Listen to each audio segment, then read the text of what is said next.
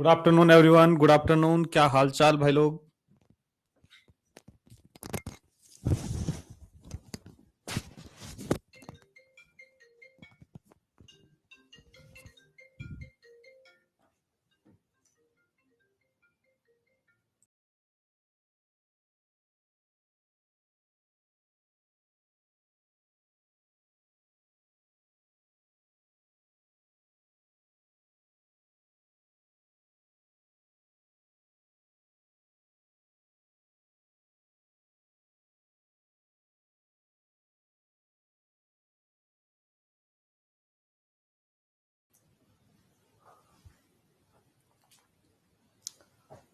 Hello hello hello hello hello hello.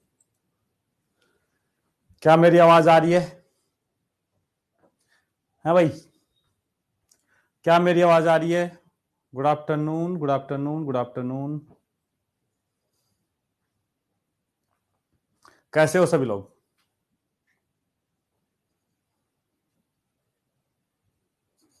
कैसे चल रही है पढ़ाई भाई?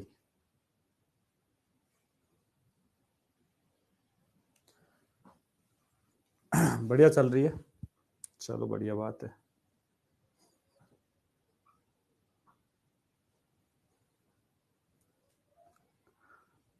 हाँ तो भाई, मैंने कुछ होमवर्क दिया था कि सारे डायमेंशनल फॉर्मूले एक बार खुद से निकाल निकाल के देखने हैं, जो हमने लास्ट लेक्चर में किए थे। क्या सभी ने अपना होमवर्क कंप्लीट किया है? मतलब सारे फॉर्मूले निकाल के देखे हैं भाई? क्या सारे डायमेंशनल फॉर्मूले खुद से निकाल निकाल के सोल्व किए हैं? क्योंकि देखो बेटा, चैप्टर में आगे तभी मजा आएगा जब डायमेंशनल फॉर्मूले तुमने एक बार सोल्व किए होंगे। ठीक है, किए हैं, चलो बढ़िया बात है।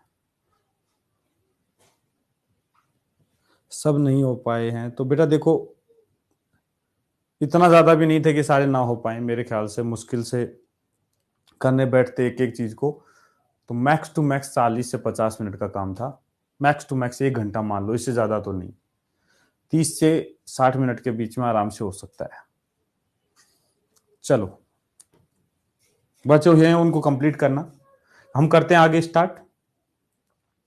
आज हम बेसिकली पढ़ने वाले हैं डायमेंशनल एनालिसिस और एप्लीकेशन ऑफ डायमेंशनल एनालिसिस।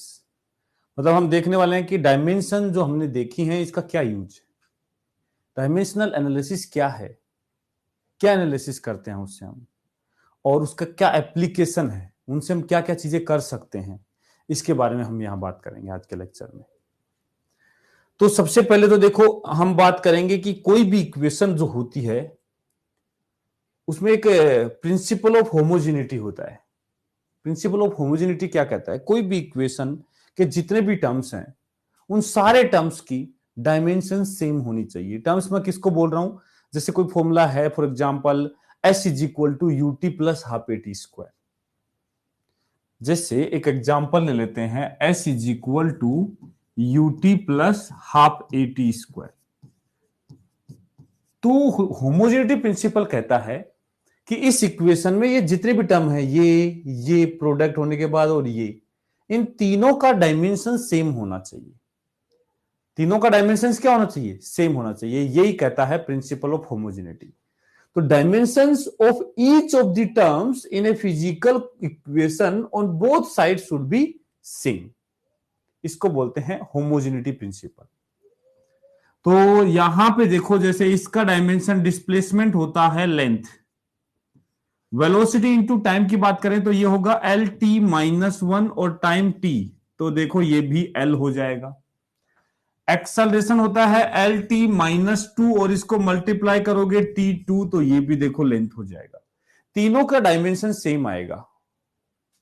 ठीक है। क्रॉस प्रोडक्ट पढ़ाने वाले थे बेटा, आप एक दिन लेट हो, एक दिन लेट हो।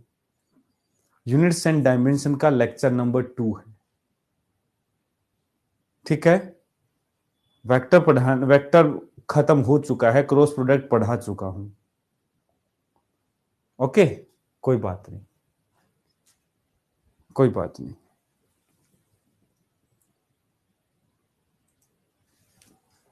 ठीक है ना बेटा? हाँ चलो आते हैं, हम बातें आगे करते हैं।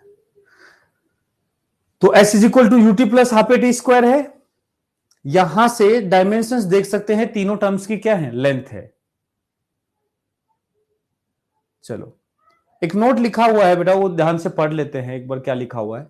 If two quantities are added और सब्ट्रैक्टेड, जब दो क्वांटिटी को ऐड कर रहे हैं या सब्ट्रैक्ट कर रहे हैं, then they must be of same dimension and nature and the result will also have same dimension. ये कह रहा है कि यदि दो क्वांटिटी को ऐड करना है, देखो मैंने कल भी बोला था ये बात कि यदि मास है तो उसमें मास ही ऐड किया जा सकता है। ऐसा कभी कोई क्वेश्चन नहीं देखा होगा जिसमें पूछे कि 2 किलो प्लस 3 मीटर कितना होगा।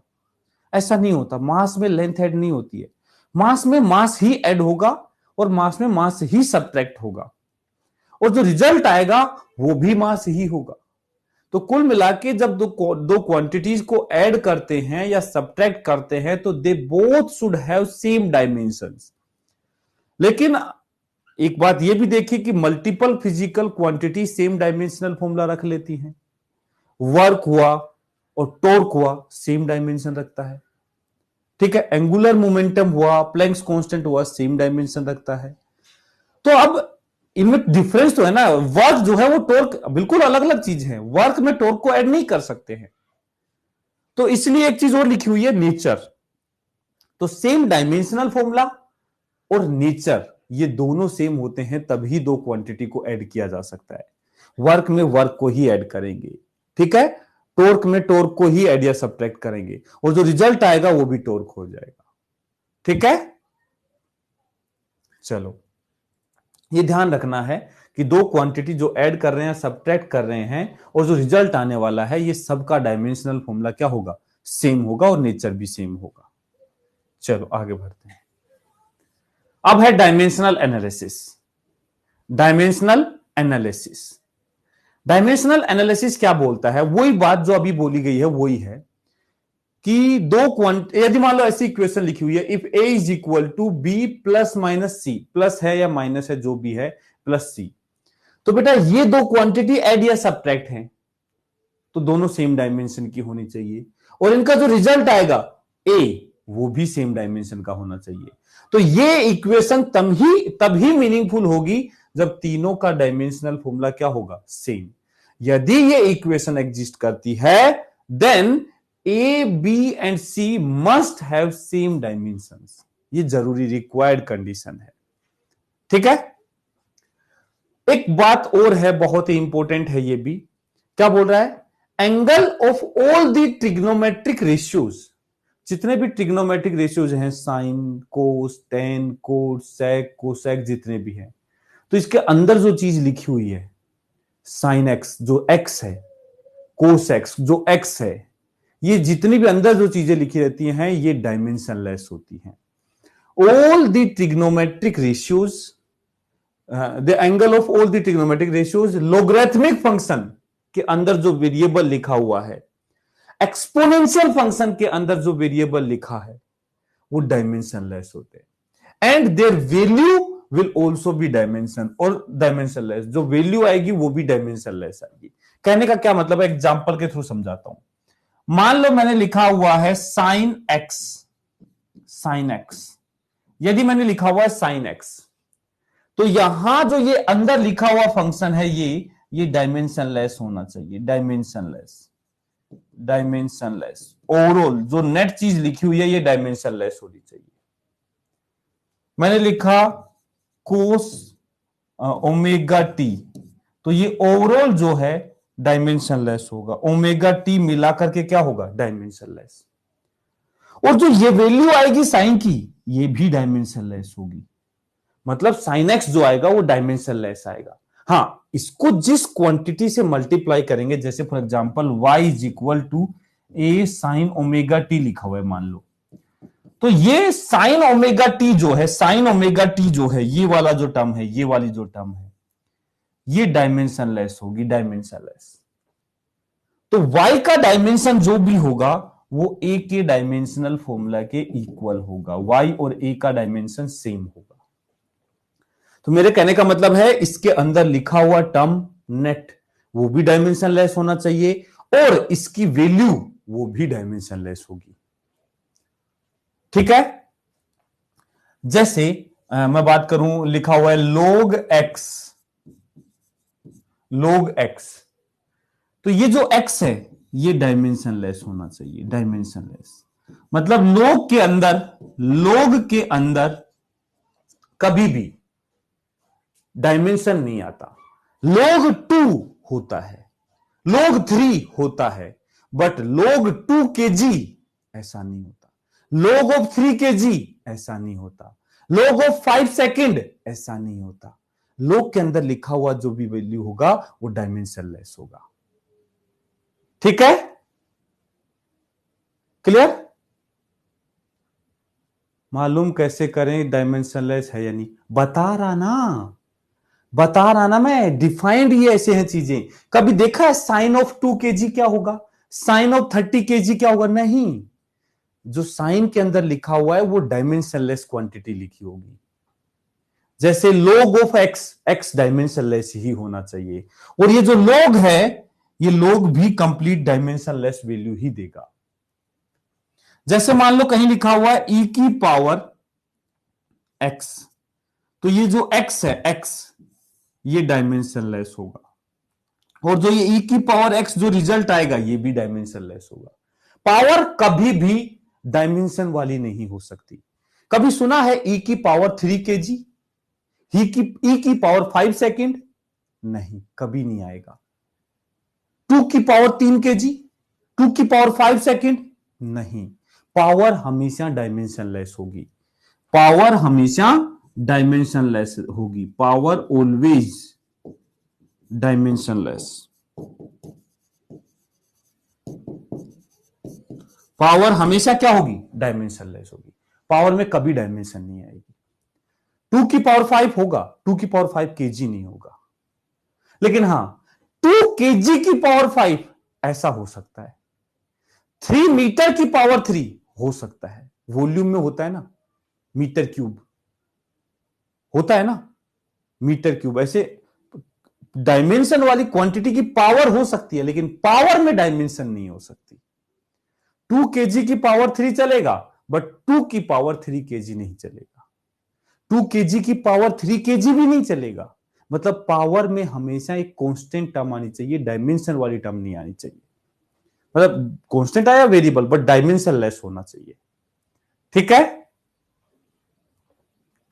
डिस्प्लेसमेंट लेंथ रेडियस ये भी डायमेंशन लेस है। अच्छा, कल क्या सिखाया था? डिस्प्लेसमेंट लेंथ रेडियस ये सारी लेंथ की डायमेंशन रखती हैं। कहां से डायमेंशन लेस आ गया? लेंथ की डायमेंशन रखती है।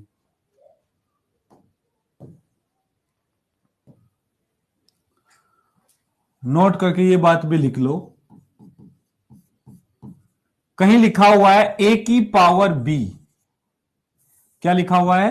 a की पावर b, a की पावर b, तो पक्की बात है b must be dimensionless, dimensionless, be dimensionless होना ही होना चाहिए। ए मे और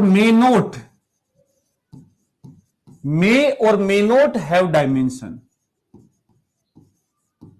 डायमेंशन रख भी सकता है और ना भी रखे। मतलब 2 की पावर 3 kg नॉट पॉसिबल, ये पॉसिबल नहीं है, बट 2 kg की पावर 3 ये पॉसिबल है। 2 kg की पावर 3 मीटर ये पॉसिबल नहीं है। पावर डायमेंशन वाली नहीं होनी चाहिए। ठीक है, पावर डायमेंशन वाली नहीं होनी चाहिए। चलो अच्छी बात है, ये बात क्लियर हुई। एक क्वेश्चन करते हैं, बहुत ही अच्छा क्वेश्चन है। एक नहीं, एक्चुअल में अपने आप में कई सारे क्वेश्चन है, इसको पढ़ना है, अच्छे से करना है। Okay, A B C and D are four different physical quantity. A B C D चार डिफरेंट, ध्यान से समझना, एक एक वर्ड पे ध्यान देना, डिफरेंट फिजिकल क्वांटिटी है। मतलब ए बी सी डी चारों में से कोई भी दो सेम नहीं है, सब डिफरेंट है, सबका डायमेंशनल फॉर्मूला डिफरेंट है, मतलब सबका डायमेंशनल फॉर्मूला डिफरेंट है। Of non zero dimension, non zero dimension मतलब इनमें से कोई भी ऐसा नहीं है एबीसीडी में से जो डायमेंशन लेस हो, मतलब चारों के चारों क्वांटिटी डायमेंशन रखती हैं और अलग अलग डायमेंशन रखती हैं, ठीक है। Then select which of the following may be possible, कि इनमें से कौन कौन सी चीज पॉसिबल है, ये सेलेक्ट करना है। तो सबसे पहले, क्या ए प्लस बी पॉसिबल है, तुरंत तुरंत जवाब दिए जाओ। क्या ए प्लस बी पॉसिबल है, यस और नो? क्या ए प्लस बी कर सकता हूं? क्या ऐसी दो क्वांटिटी को ऐड कर सकता हूं? आंसर आएगा नो। अलग अलग डायमेंशन की दो क्वांटिटी को ऐड नहीं किया जा सकता, अलग अलग दो डायमेंशन वाली क्वांटिटी को ऐड नहीं किया जा सकता। ए बी प्लस सी कर सकता हूं या नहीं? ए बी प्लस सी, क्या ए बी प्लस सी कर सकता हूं, हां या ना? इसका जवाब आएगा यस, कर सकता हूं, कर सकता हूं। जैसे एग्जाम्पल देता हूं, मैं एक एग्जाम्पल देता हूं।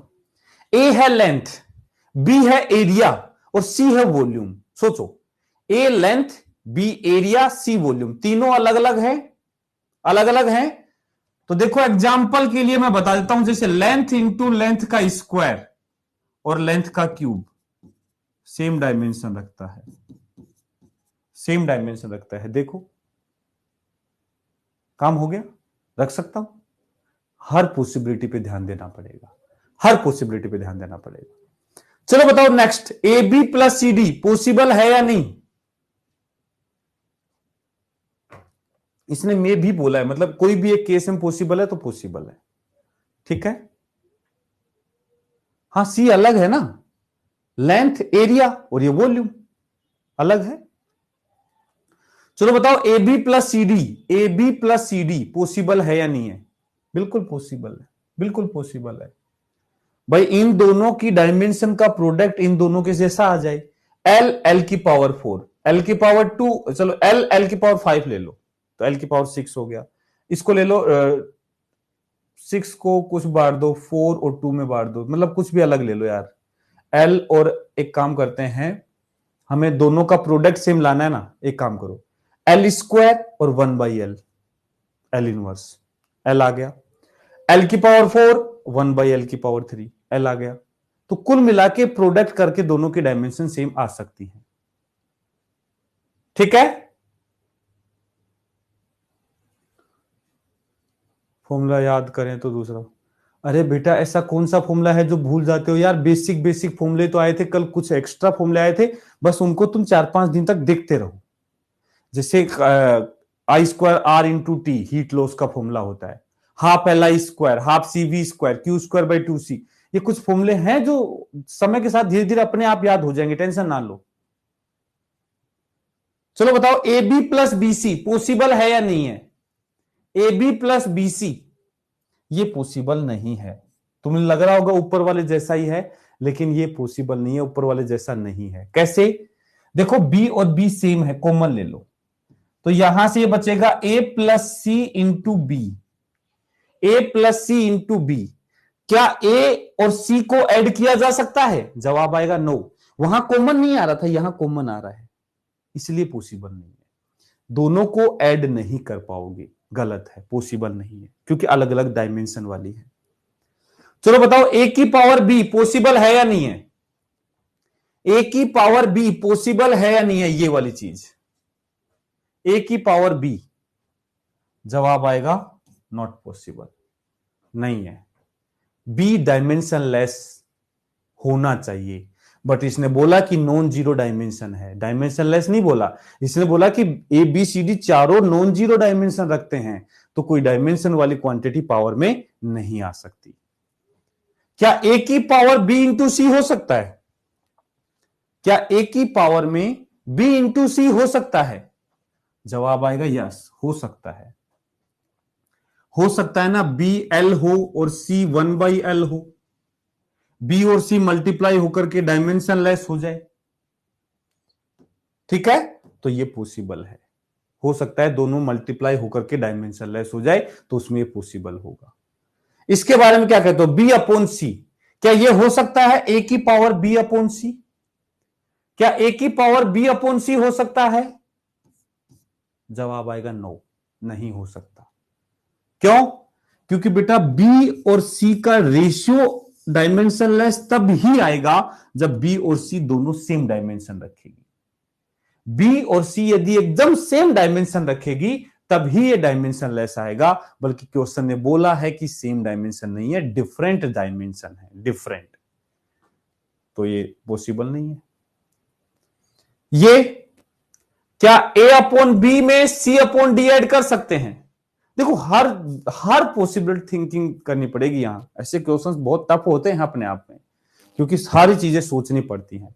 चलो बताओ, ए अपॉन बी और सी अपॉन डी को जोड़ सकते हैं? ए अपॉन बी और सी अपॉन डी को जोड़ सकते हैं? जवाब आएगा बिल्कुल जोड़ सकते हैं।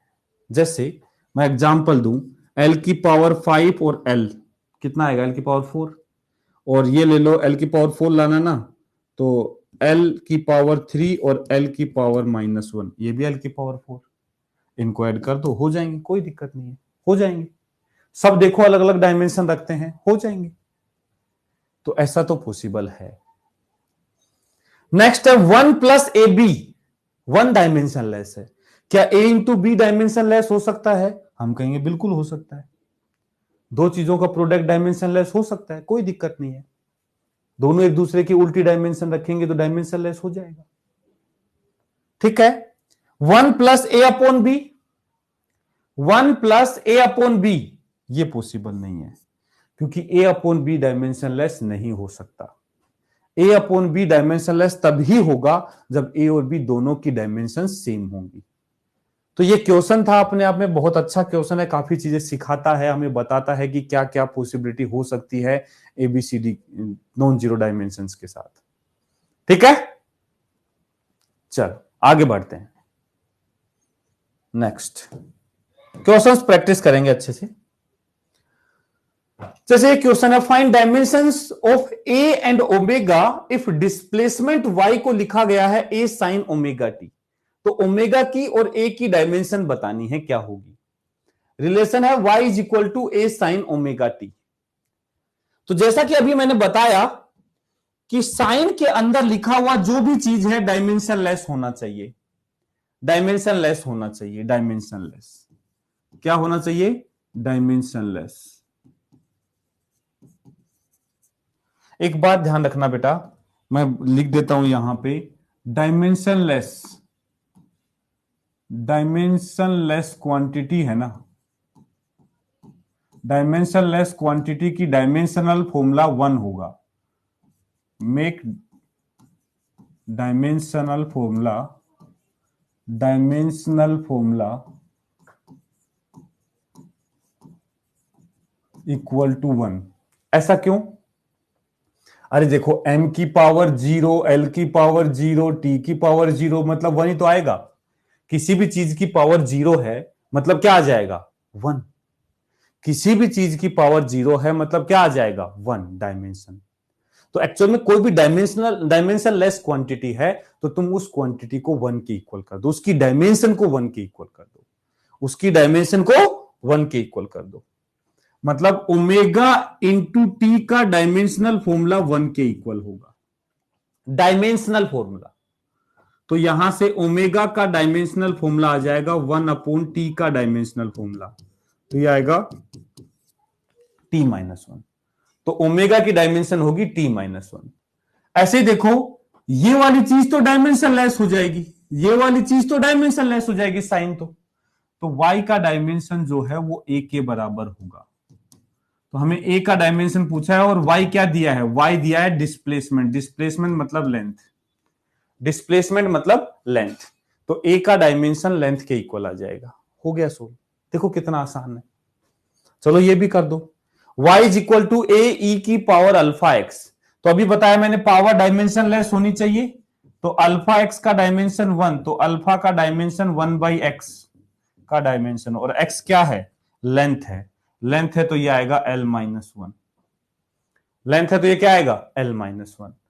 और a का डायमेंशनल फॉर्मूला जो है वो y के इक्वल है, और y क्या है, फिर से लेंथ है, तो a का डायमेंशन जो है वो लेंथ के इक्वल आ जाएगा। किसके इक्वल आ जाएगा, लेंथ के। आंसर आ गया। बहुत आसान है चीजें। एक बार डायमेंशनल फॉर्मूला थोड़ा सा समझ में आ गया कि क्या खेल हो रहा है, तो फिर डायमेंशनल एनालिसिस बहुत ही आसान है, बहुत आसान। चलो थोड़ा सा एक स्टेप अप करते हैं। ये तो बिल्कुल बेसिक लेवल के क्वेश्चन हो गए। अब थोड़ा सा हम स्टेप अप होते हैं। नेक्स्ट ये क्वेश्चन है, देखो क्या कह रहा है, बोल रहा है कि प्रेशर जो है होगा किसी चीज का प्रेशर, उसका ऐसा कोई फॉर्मूला है a-t² upon b into x, pressure का फॉर्मूला है। यहां x जो है वो डिस्टेंस है, t जो है वो टाइम है। तो बताना है dimensional formula of a upon b। a upon b का डायमेंशनल फॉर्मूला बताना है, a अपॉन b का डायमेंशनल फॉर्मूला बताना है।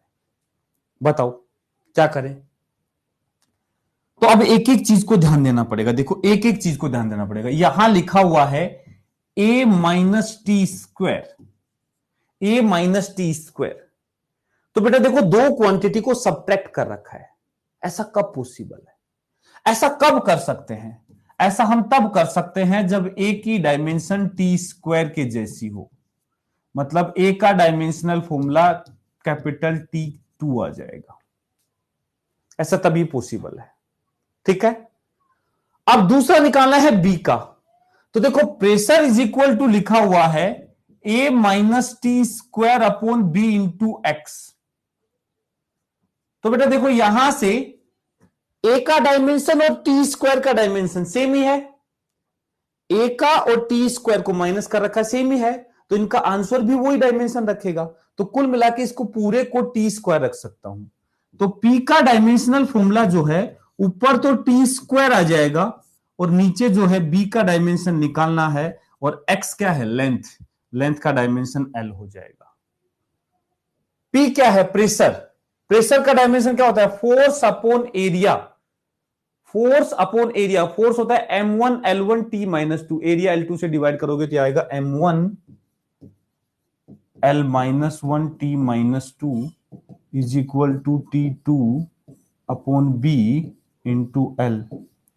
तो B का डायमेंशन क्या आ जाएगा, B उधर जाएगा, ये इधर आ जाएंगे सारे, तो इधर आएंगे तो m-1, L उधर इसे इधर आएगा तो +1, +1 से +1 कैंसिल हो जाएगा तो L0, T-2 इधर आएगा, T+2, T+2, T+2 4 हो जाएगा। तो B का डायमेंशन ये आएगा। हमें किसका पूछा है, A अपॉन B का। तो हमें किसका पूछा है, A अपॉन B का, तो निकाल दो A का डायमेंशन अपॉन B का डायमेंशन। A और B का डायमेंशन डिवाइड कर दो, t² चला जाएगा तो m1L0T2 आ जाएगा माइनस का, हो जाएगा सोल्व, कोई बड़ी बात नहीं है। बट ऐसे भी मत करो, मैं तो कहूंगा इतना भी मत करो, इसमें भी थोड़ा दिमाग लगा के सही किया जा सकता है। तो देखो मैं होता तो इस क्वेश्चन को कैसे सोचता, ऐसा तुम भी सोच सकते हो, तुम में से भी हो सकता है किसी ने सोचा हो। तो देखो मैं होता तो कैसे सोचता इस क्वेश्चन को, मैं कहता कि यार मुझे A अपॉन B निकालना है, तो मैं क्यों ना सीधा ही लिखता कि प्रेशर का डायमेंशन बराबर होगा इधर वाली पूरी टर्म के। इस पूरी टर्म को मैं सीधा सीधा किससे रिप्लेस करता, ऊपर वाले a-t² को मैं a से रिप्लेस करता, a से। मैंने a का डायमेंशन और t² का सेम ही है, तो क्यों ना मैं इसको a से रिप्लेस कर दूं, क्योंकि मुझे a अपॉन b चाहिए, वो यहां से मिल सकता है। a आ गया, नीचे b आ गया, और नीचे x है, तो आ गया ना सीधा a अपॉन बी। यही निकालो ना, a और b अलग अलग क्यों निकालते हो, a अपॉन बी निकालो, प्रेशर का डायमेंशन इंटू एक्स का डायमेंशन। प्रेशर का क्या है, m1L-1T-2, और इसको किससे मल्टीप्लाई कर दो, लेंथ से, L-1 L ये 0 हो जाएगा, तो m1T-2 आंसर आ जाएगा, आंसर आ जाएगा। समझ रहे हो। तो थोड़ा सा दिमाग लगा के क्वेश्चन की कैलकुलेशन को बचा सकते हो, क्या पूछा है उसके हिसाब से सोचना पड़ेगा। बाकी दोनों ठीक है, वो उससे जा रहे हो उससे जाओ, इससे कर रहे हो इससे करो, तुम्हारी मर्जी है। ओके, यहां से ए अपॉन बी निकालना पड़ेगा, तब जाके आंसर आएगा, भी आया नहीं था, यही आएगा आंसर। चलो अगला क्वेश्चन करो, ये करो, करो चलो इसको।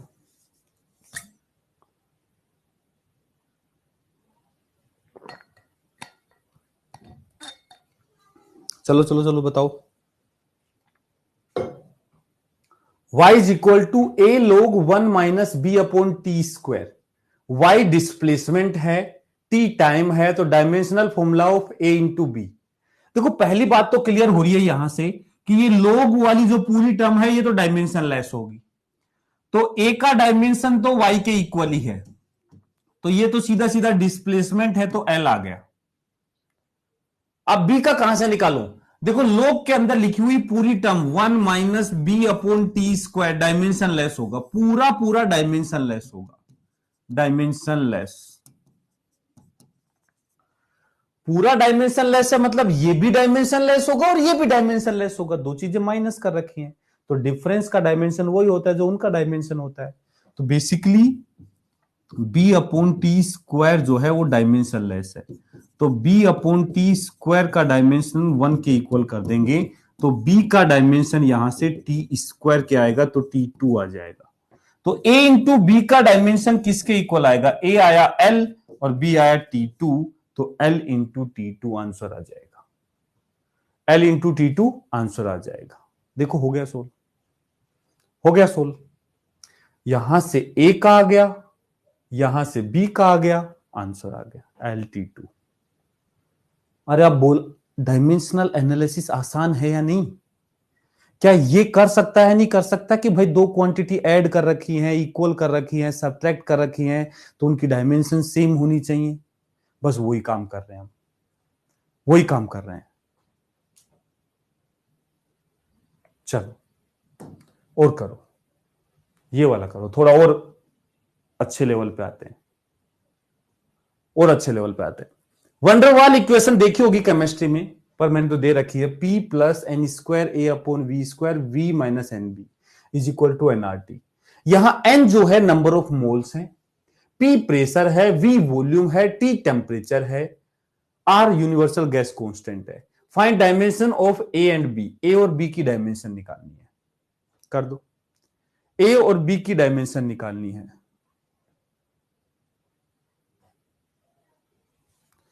डायरेक्ट क्वेश्चन आते हैं इसके, बिल्कुल आते हैं, क्यों नहीं आते, सीधे सीधे क्वेश्चन आते हैं न्यूटन डायमेंशन से, और हर साल बढ़िया आता है। Newton dimension exam point of view से बहुत इंपॉर्टेंट चैप्टर है, पहले बता रहा हूं, 2-3 क्वेश्चन आ जाते हैं इसके सीधे सीधे, तो अच्छा पोर्शन है ये, मतलब बहुत कम टाइम में अच्छा स्कोरिंग चैप्टर है। चलो v माइनस, देखो अब एक एक चीज देखनी पड़ेगी, ये लिखा हुआ है v माइनस एन बी, इसका मतलब है v का डायमेंशन n का डायमेंशन इंटू b के डायमेंशन के इक्वल होगा। हमें तो b का निकालना है पहले, तो ये आएगा v का डायमेंशन वॉल्यूम का अपॉन n मोल का, तो वॉल्यूम है l क्यूब और नंबर ऑफ मोल है मोल, तो b का डायमेंशन जो आएगा वो आ जाएगा m0 l3 t0 मोल -1, ये आ जाएगा। मतलब m0 t0 ये तो नॉर्मली लगा दिया, बाकी l3 मोल -1 मीन है इसमें, ठीक है। ये b का डायमेंशनल फॉर्मूला आ गया। ऐसे ही देखो p plus A N square upon V लिखा हुआ है, तो p का डायमेंशन जो है वो इक्वल होगा a का डायमेंशन एन स्क्वायर का डायमेंशन अपॉन v, नीचे v लिखा हुआ है, ये कैपिटल v है, स्मॉल नहीं है, कैपिटल v है ये वाला, वॉल्यूम वाला v स्क्वायर का डायमेंशन। तो यहां से a का डायमेंशन किसके इक्वल आएगा? p into V square upon N square. Pressure का क्या आ गया? m1 l -1 t -2, वॉल्यूम का स्क्वायर मतलब l क्यूब का स्क्वायर मतलब l की पावर 6, और n है मोल का स्क्वायर। आंसर आ गया, आंसर आ गया, ये आ जाएगा m1 L5 T-2 मोल -2, ये डायमेंशन आ जाएगा, ये डायमेंशन आ जाएगा। ये लो, वॉल्यूम को ऊपर क्यों लिया बेटा, यहां से ये इधर जाए, ए निकालना है, ए तो P है, V स्क्वायर को इधर मल्टीप्लाई करेंगे, N स्क्वायर को इधर डाउन में लाएंगे, यही तो करेंगे। अबे सोल्व भी करना नहीं आता, क्रॉस मल्टीप्लाई, क्रॉस मल्टीप्लाई किया भाई मेरे। ओके, तो ये एक अच्छा क्वेश्चन है, देखो अच्छे लेवल का क्वेश्चन है, लेकिन करना वही है सारी चीजें, कुछ ज्यादा दिमाग लगाने की जरूरत नहीं है। चलो एक क्वेश्चन और करते हैं, क्वेश्चन बढ़िया वाला, अच्छा क्वेश्चन करते हैं और भी अच्छा। ये थोड़ा सा कंफ्यूज करने की कोशिश करेगा, बट कंफ्यूज मत होना, ठीक है। करो, number of particle crossing per unit area perpendicular to Z axis per unit time दे रखे हैं। अब ये समझो इनका मतलब क्या होता है।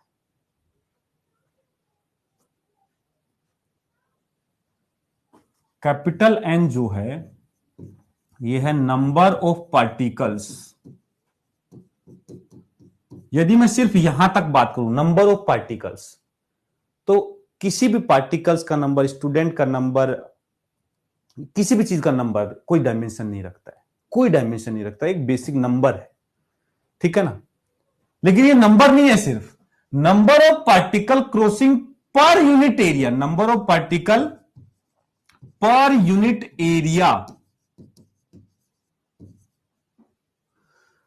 Perpendicular to Z axis. ये तो बेटा एक डायरेक्शन होगी, किधर जा रहे हैं हमें उससे मतलब नहीं है, जा किधर रहे हैं वो डायरेक्शन से मतलब नहीं है, हमें तो क्वांटिटी क्या है। तो number of particle per unit area पर यूनिट टाइम, पर यूनिट टाइम, पर यूनिट टाइम, ये है एन।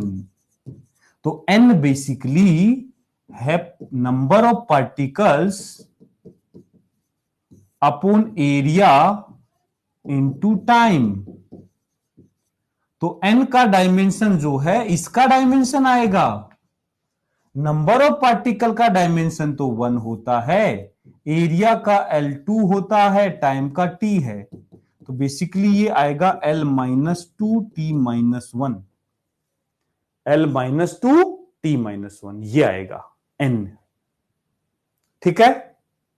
अब दूसरा नंबर पे लेते हैं D, D का तो निकालना है, D तो निकालना ही है।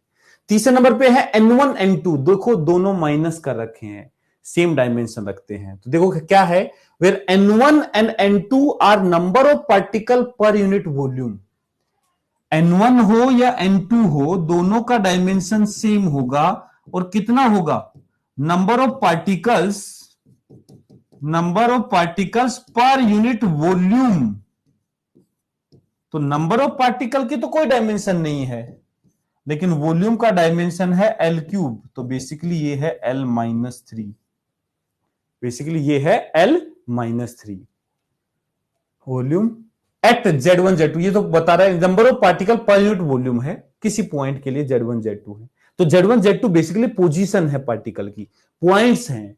तो Z1 Z2 जो है उनका डायमेंशनल फॉर्मूला जो है वो लेंथ आएगा, लेंथ, पोजीशन, पोजीशन का क्या होता है, लेंथ, तो ये आएगा L, ये आएगा L। बस अब इस फॉर्मूले की मेहरबानी है, n का डायमेंशन जो है, n का डायमेंशनल फॉर्मूला जो है वो बराबर होगा d का डायमेंशनल फॉर्मूला, n2 लिख देता हूं, इन दोनों को एक लिख दो, कोई भी, कोई फर्क नहीं पड़ता, Z1 Z2 को Z2 लिख देता हूं। तो बेसिकली d का डायमेंशन जो है वो आएगा n का डायमेंशन मल्टीप्लाई बाई Z2 का डायमेंशन अपॉन N2 का डायमेंशन। बताओ d का डायमेंशनल फॉर्मूला क्या आ गया, n क्या है, n सबसे पहले आया था L-2 T-1, Z1 Z2 क्या है, लेंथ है, N2 क्या है, L-3। आंसर क्या आएगा, ये -3 ऊपर आएगा, +3 -2, तो देखो +3 -2 +1 बचेगा, +1 ये है तो L2 बचेगा और T-1 बचेगा, ये आंसर आ जाएगा L2 T-1। तो एक्चुअल में थोड़ा सा लंबा क्वेश्चन है, बाकी स्टेप बाय स्टेप जाओगे तो बड़ा आसान है। ऐसे क्वेश्चन को सोल्व करने में थोड़ा समय लगता है, 2 मिनट तक आराम से कम लग ही जाते हैं, 2 मिनट। ठीक है, जेड कैसे लिया बेटा? देखो बताना का number of particle per unit volume at Z1 Z2, मतलब पोजीशन है, पार्टिकल की पोजीशन है कि Z1 Z2 पोजीशन पर पार्टिकल का number of particle per unit volume दे रखा है, इसलिए लिया है लेंथ। ठीक है, माइनस कहां गया? अरे बेटा माइनस का डायमेंशन में कोई लेना देना नहीं है।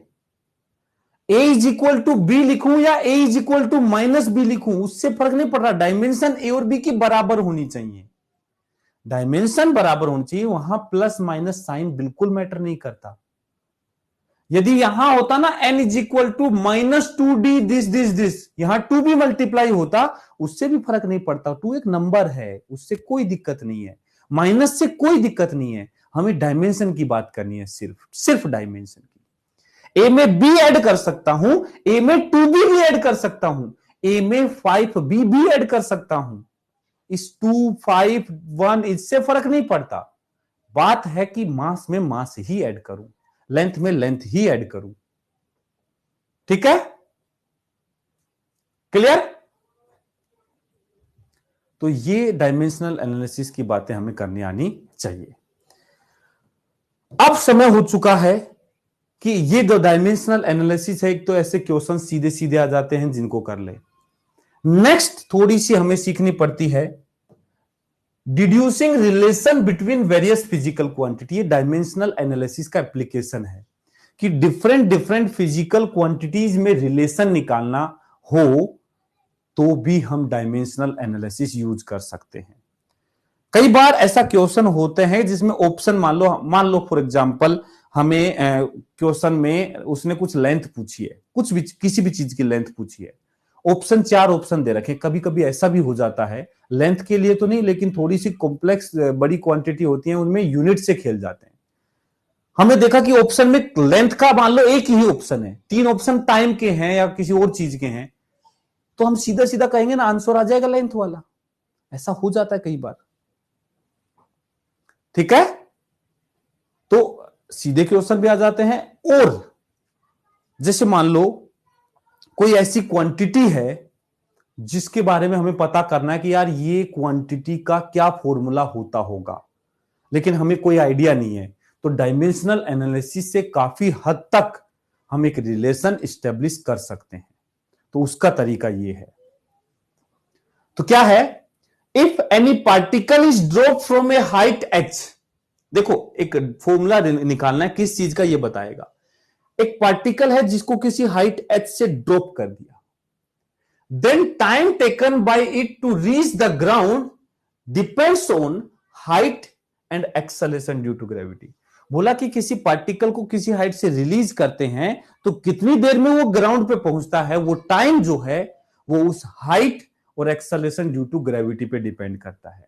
ठीक है, तो using dimensional analysis deduce formula of that time. तो अब देखो कैसे करेंगे बेटा, ऐसे क्वेश्चंस को करने के लिए हमें पता, हमने मान लिया लेट टाइम जो है वो किस किस चीज पे डिपेंड कर रहा है, एच और जी पर। तो हमने कहा let time T is proportional to height की पावर अल्फा एंड जी की पावर बीटा। हाइट और acceleration due to gravity, acceleration due to gravity G है, तो हाइट की पावर अल्फा और जी की पावर बीटा पे डिपेंड करता है। यदि मुझे अल्फा और बीटा पता चल गए तो एक प्रकार से मुझे एक रिलेशन पता चल गया कि कैसे टाइम हाइट और जी पर डिपेंड करता है।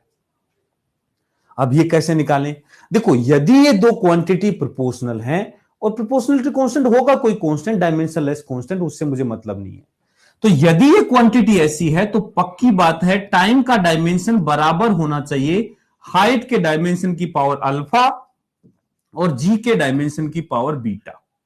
यदि दो क्वांटिटी ऐसे कुछ लिखी हुई है तो दोनों तरफ डायमेंशन सेम लिखी होनी चाहिए। कर दो, टाइम का डायमेंशन तो टाइम ही है बेटा, उसको तो चेंज कर नहीं सकते। हाइट का डायमेंशन है लेंथ, इसकी पावर अल्फा, और एक्सेलरेशन ड्यू टू ग्रेविटी होता है LT-2, इसकी पावर बीटा। अब बेसिकली दो वेरिएबल है, मतलब मुझे दो इक्वेशन चाहिए। दो वेरिएबल सोल्व करने के लिए कितने इक्वेशन चाहिए, दो। चलो कर दो, दो इक्वेशन लाओ। तो देखो दोनों तरफ मैं डायमेंशंस बराबर करवाऊंगा, तो मास ना उधर है ना इधर है, मतलब मास से तो कोई रिलेशन आएगा ही नहीं। फिर दूसरा बात करते हैं लेंथ, उधर लेंथ नहीं है, इधर लेंथ 2 बार दिख रही है, तो कुल मिला के लेंथ की पावर कहती है कि इधर लेंथ की पावर 0 है और इधर लेंथ की पावर अल्फा यहां है और बीटा यहां है। तो देखो एक बात बताओ बेटा, एल की पावर अल्फा और एल की पावर बीटा दोनों को जब मल्टीप्लाई करूंगा तो क्या आएगा, ये क्या आएगा, एल की पावर अल्फा प्लस बीटा। बेटा सेम चीज की जो पावर होती है तो पावर पावर ऐड हो जाती है, पता होगा, ये तो किया होगा भाई, ये तो छोटी छोटी चीजें हैं, जब इनको मल्टीप्लाई करेंगे तो पावर क्या हो जाती है, ऐड हो जाती है। तो कुल मिला के इधर है अल्फा प्लस बीटा और उधर है 0, मतलब अल्फा प्लस बीटा की वैल्यू 0 होनी चाहिए। तो एक रिलेशन आ गया कि alpha is equal to minus beta, ठीक है। दूसरा रिलेशन कहां से आएगा, टाइम से आ जाएगा, वहां टाइम की टोटल पावर 1 है, इसमें टाइम नहीं है, इसमें टाइम है, और यहां है -2 बीटा। तो बताओ बीटा कितना आ जाएगा, -1/2। इसको इसमें रख दो तो अल्फा कितना आ जाएगा, प्लस का 1/2। ये लो आंसर आ गया, ये लो आंसर आ गया। सो रिलेशन क्या आ गया, सो रिलेशन क्या आ गया, रिलेशन आ गया T is proportional to H की पावर अल्फा मतलब 1/2 और G की पावर -1/2। तो इसको लिखेंगे √H और ये लिखा 1/√G, तो ये आ जाएगा बेसिकली √H/G। ये फॉर्मूला आ गया, ठीक है, ये फॉर्मूला आ गया। एक बेसिक कैलकुलेशन के बाद ये रिलेशन आ गया। एक्चुअल रिलेशन बताऊं क्या होता है, एक्चुअल रिलेशन, एक्चुअल रिलेशन इस केस में हम ऐसे तो डायमेंशनल एनालिसिस से नहीं निकाल सकते, इसका रिलेशन होता है √2h/g, ये फॉर्मूला होता है। जब किसी h हाइट से एक पार्टिकल को ड्रॉप करते हैं ना तो टाइम ऑफ फ्लाइट आता है √2h/g, मोशन वाले चैप्टर में पढ़ेंगे, तो वो अलग तरीका है, वहां डेराइव करेंगे हम इसको। लेकिन देखो डायमेंशनल एनालिसिस से हम काफी क्लोज पहुंच गए थे, काफी क्लोज पहुंच गए थे। सिर्फ और सिर्फ ये जो कांस्टेंट है, जो कि डायमेंशनलेस कांस्टेंट है, इसकी वैल्यू हम नहीं निकाल सकते, इस डायमेंशनलेस कांस्टेंट की वैल्यू हम नहीं निकाल सकते। This √2 can not be found using dimensional analysis, dimensional analysis, dimensional analysis से ये √2 नहीं पता कर सकते, ये उसकी एक लिमिटेशन है, ये लिमिट है कि हम नहीं कर सकते ये चीज पता। अब बताऊं बेटा, देखो ये वाला काम करने के लिए एक तरीका तो ये है, एक स्मार्ट वे भी बताता हूं, स्मार्ट वे, थोड़ा सा स्मार्ट तरीका जो मैं यूज कर लेता हूं कभी कभी। तुम्हें समझ में आए तो तुम भी कर सकते हो, नहीं समझ में आए तो ये बेस्ट है, इसको करो, कोई दिक्कत नहीं। ये वाला काम तो कर ही सकते हैं, लेकिन एक सीधा सीधा काम भी और है जो हम सोच सकते हैं। कैसे, देखो बेटा, हाइट का डायमेंशन क्या है, L, दूसरा है G, acceleration due to gravity का डायमेंशन क्या है, LT-2। हमें किसका निकालना है, टाइम का, टाइम का डायमेंशन हमें बताना है, इसमें रिलेशन बताना है। कुल मिला के H और G से टाइम बनाना है, H और G से टाइम बनाना है, T। अब खेल देखते जाओ कैसे बनेगा बेटा, ये तो टाइम बना ही नहीं सकता, H तो टाइम बना ही नहीं सकता, टाइम कौन देगा, G, लेकिन G एक आएगा तो टाइम पावर -2 आएगा, तो ये तो पक्की बात है G नीचे होना चाहिए भाई, टाइम का जो फॉर्मूला होगा उसमें G नीचे होना चाहिए। ऐसा क्यों, क्योंकि G ऊपर आएगा तो ये टाइम माइनस में आएगा, बल्कि मुझे टाइम प्लस में चाहिए, तो G कहां होना चाहिए, नीचे। और टाइम चाहिए, ये तो नीचे आएगा तो टाइम T की पावर 2 आएगा, जब G नीचे आएगा तो टाइम क्या आएगा, पावर 2। क्या मुझे पावर 2 चाहिए, मुझे पावर 1 चाहिए, तो रूट कर दो, √G। मुझे पावर 1 चाहिए तो क्या कर दो, रूट कर दो, √G। तो √G से टाइम क्या आएगा, 1 आ जाएगा, टाइम तो आ जाएगा, लेकिन साथ में फ्री में एक चीज और आएगी, क्या, √L। इसके साथ फ्री में रूट एल आएगा, रूट एल, और बाकी t -1 तो ऊपर आके +1 हो ही जाएगा। इस रूट एल को कैसे गायब किया जाए? यहां से गायब किया जाए। नीचे रूट एल है तो ऊपर भी रूट एल ले आओ, कहीं से गायब हो जाएगा। ऊपर रूट एल कैसे आएगा? एच से, रूट एच रूट एल आएगा जो कैंसिल कर देगा। पूरा दिमाग का खेल है, लगाना पड़ेगा। लगा सकते हो तो तुम्हारी मर्जी है, अदरवाइज मैं कहूंगा इससे जाओ, नो प्रॉब्लम विद दैट। क्या इतना दिमाग लगा सकते हो कि रूट एच अपॉन रूट जी ऐसे आएगा? एक एक चीज से जो डायमेंशन निकालनी है उससे सोचो। या टाइम चाहिए तो ये टाइम कैसे आएगा, फिर लेंथ नहीं चाहिए तो लेंथ को गायब कैसे किया जाएगा, और उनसे यूज करके ये डायमेंशनल एनालिसिस से सोल्व कर सकते हैं।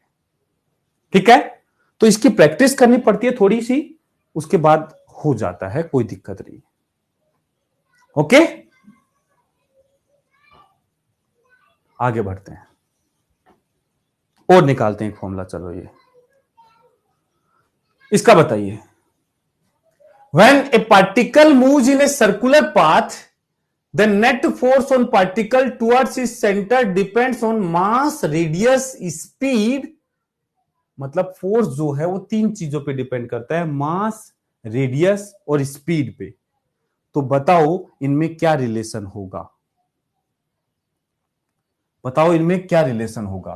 तो एक तरीका तो यही है कि let force is equal to mass की पावर अल्फा, रेडियस की पावर बीटा और स्पीड की पावर गामा। सोल्व कर लो और अल्फा बीटा गामा निकाल लो। फोर्स की डायमेंशन, मास की डायमेंशन m आएगी, रेडियस की डायमेंशन l आएगी, स्पीड की डायमेंशन lt -1 आएगी। इन तीनों को सोल्व करो। फोर्स का डायमेंशन क्या आएगा? m1 l1 t -2। तीनों को सोल्व करो और निकाल लो, अल्फा निकाल लो, बीटा निकाल लो, गामा निकाल लो, सोल्व करके आंसर निकाल लो। एक तरीका तो ये है।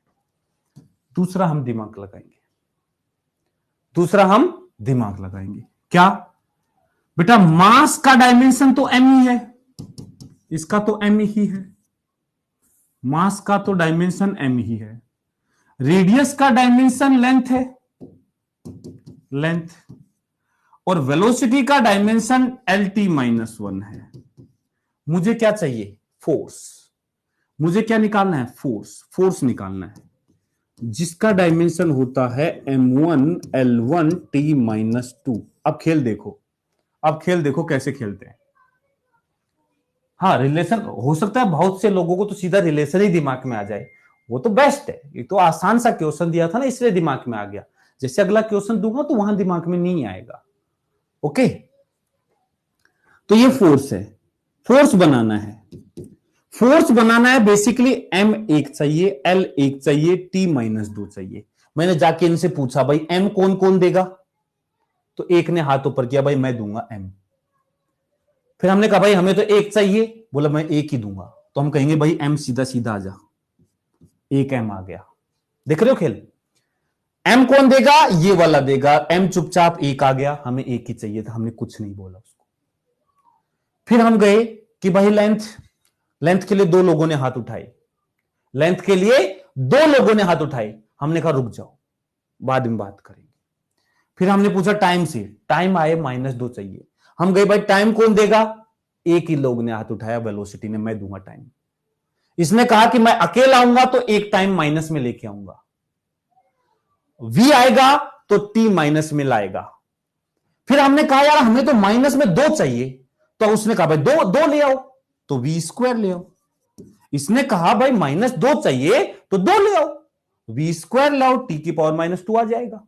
मतलब मास सेट है और टाइम सेट है, मास और टाइम सेट हो गई। लेकिन वेलोसिटी की एक दिक्कत है कि जब भी वो आएगा उसके साथ लेंथ भी आएगी, तो वेलोसिटी का स्क्वायर आएगा तो लेंथ का स्क्वायर साथ लाएगा। लेकिन हमें तो लेंथ में एक ही चाहिए, यहां तो लेंथ 2 आ गई, तो एक लेंथ को भगाओ। अकेला लेंथ को किससे भगाएं? r से भगा दो, r ने भगा दिया, काम बन गया। mv² r, ये फॉर्मूला आ गया। ठीक है, तो थोड़ा सा डायमेंशन से सोच करके ये फॉर्मूले निकाल सकते हो। इवन ये तुम्हें आसान सा फॉर्मूला हो सकता है, सेंट्रीपिटल फोर्स का फॉर्मूला याद हो, सीधा सीधा mv²/r हो सकता है याद हो, लेकिन यहां याद है, कोई ऐसा रिलेशन आएगा जो याद नहीं होगा, उसको भी हम निकाल सकते हैं। ऐसे क्वेश्चन पूछे गए हैं नीट में, मैं करवाऊंगा अभी आगे तुम्हें सोल्व, वहां से तुम्हें समझ में आएगा, अच्छा हाँ ये बात तो सही बोल रहे हैं सर। ठीक है, पर उसका समय आने दो, अभी और हम चीजें सीखते हैं। तो एक तो एप्लीकेशन सीधा सीधा यही है कि कोई फॉर्मूला डिड्यूस करवा ले, लेकिन तुम भी जानते हो ये एग्जाम एक ऑब्जेक्टिव एग्जाम पेपर है, तो फॉर्मूला तो तुमसे डिड्यूस नहीं ही करवाएगा भाई। फॉर्मूला सब्जेक्टिव में तो फिर भी फॉर्मूला निकलवा सकता है, तो तुमसे फॉर्मूला तो नहीं निकलवाने वाला है। तो कुछ अलग गेम खेलना पड़ सकता है। ठीक है, अलग क्या, ये देखो, ऐसा क्वेश्चन आ जाए, ऐसा क्वेश्चन आ जाए, हाँ, can we take gravitational constant g, speed of light c and Planck's constant h as a fundamental quantity in a new system of unit.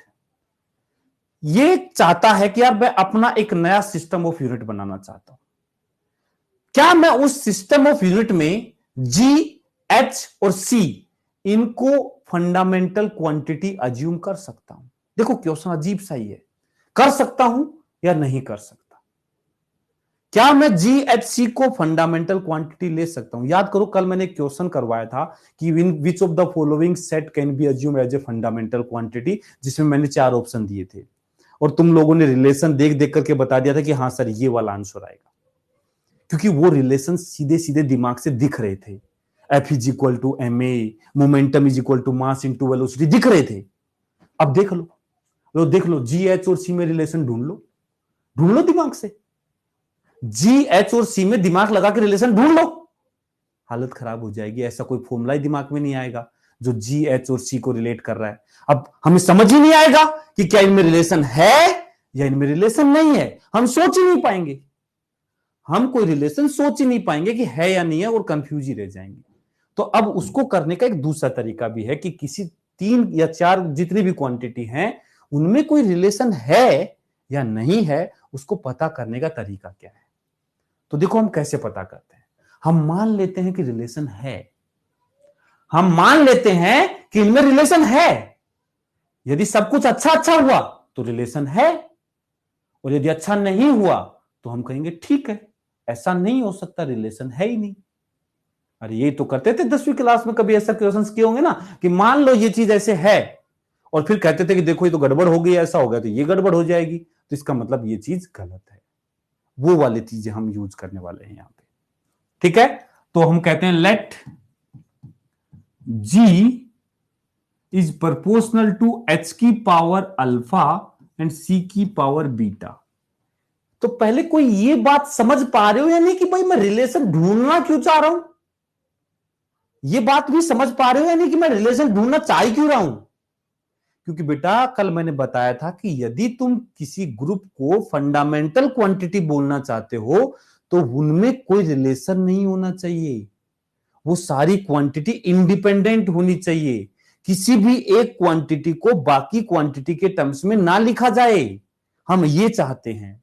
तो हम चाहते हैं कि यदि जी को एच और सी के टर्म्स में लिख दिया गया तो हम कहेंगे फंडामेंटल नहीं है, नहीं बोल सकते, और यदि नहीं लिखा गया तो हम कहेंगे बिल्कुल खुश होकर के फंडामेंटल बोलो, कोई प्रॉब्लम नहीं होने वाली। तो बस इसलिए रिलेशन पता करना चाह रहे हैं। क्या ये बात समझ पा रहे हो कि हम रिलेशन क्यों पता करना चाह रहे हैं? क्योंकि यदि कोई रिलेशन आया मतलब फंडामेंटल नहीं मान सकते, यदि कोई रिलेशन नहीं आया मतलब इनको फंडामेंटल मान सकते हैं। ठीक है, अरे बोलो बोलो, ये बात समझ पा रहे हो, हाँ या ना? चलो जी एच और सी इनमें रिलेशन ढूंढने की कोशिश करते हैं। तो जी का अब देखो डायमेंशनल फॉर्मूला मैंने कल लिखवाया था। जी का डायमेंशनल फॉर्मूला क्या आया था? F is equal to G m1 m2 upon R square, तो एफ आर स्क्वायर, तो m1 L1 तो L3 हो जाएगा, तो जी हो जाएगा मेरे ख्याल से m1, पर m1 नहीं होगा, मास से स्क्वायर से डिवाइड भी करूंगा तो m-1 L square L3 ML T-2 यही आएगा। देखो भाई यही आ रहा है क्या? देखो यही था क्या? M-1 L3 T-2 ये निकलवाया था। H Planck's constant, Planck's constant होता है एंगुलर मोमेंटम के बराबर mvr, तो mvr तो L2 हो जाएगा की पावर अल्फा, और c स्पीड ऑफ लाइट यह आएगा LT-1 की पावर बीटा। सोल्व करके अल्फा और बीटा निकालते हैं। अब देखो बेटा, हमारे पास वेरिएबल है दो, लेकिन हम मास से, लेंथ से और टाइम से तीन इक्वेशन बन सकती हैं। कभी कभी ऐसा हो जाता है कि वेरिएबल दो ही हैं लेकिन इक्वेशन तीन आ गई, तो हमें देखना कैसे सोल्व करते हैं इन इक्वेशन को। तो पहले मास का रिलेशन निकालते हैं। यहां मास -1 है, यहां मास है m की पावर अल्फा, तो अल्फा तो ये, और यहां है ही नहीं, तो कुल मिला के अल्फा तो -1 आ गया। अल्फा तो कितना आ गया? -1। दूसरा हम सोल्व करते हैं लेंथ से। लेंथ है 3, लेंथ यहां है 2 अल्फा, लेंथ यहां है बीटा, अल्फा को रख दो -1, तो 3 -2 प्लस बीटा, तो बीटा यहां से आ गया 5, बीटा यहां से आ गया 5।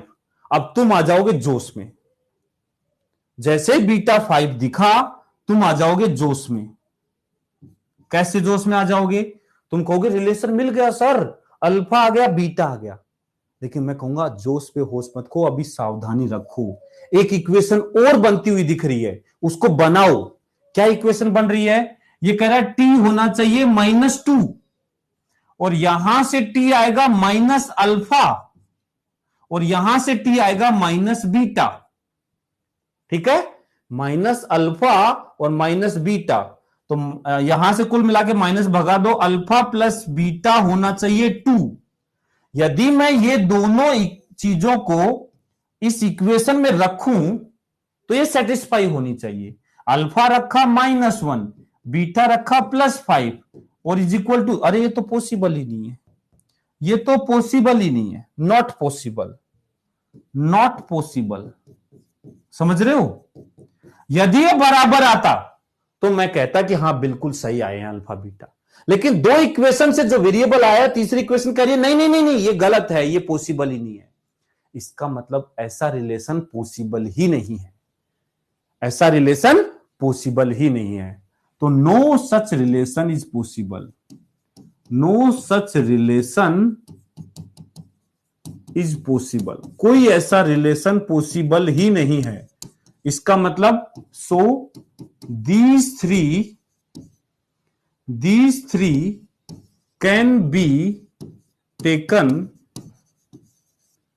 as fundamental quantity। आंसर आएगा कि हाँ इनको फंडामेंटल क्वांटिटी ले सकते हैं। These three can be taken as a fundamental quantity। तो ये चीजें हमें समझ में आनी चाहिए कि यदि कोई ग्रुप कभी समझ में ना आए कि इसको फंडामेंटल ले सकते हैं या नहीं ले सकते, तो उनके बीच में एक फॉर्मूला बनाने की कोशिश करो।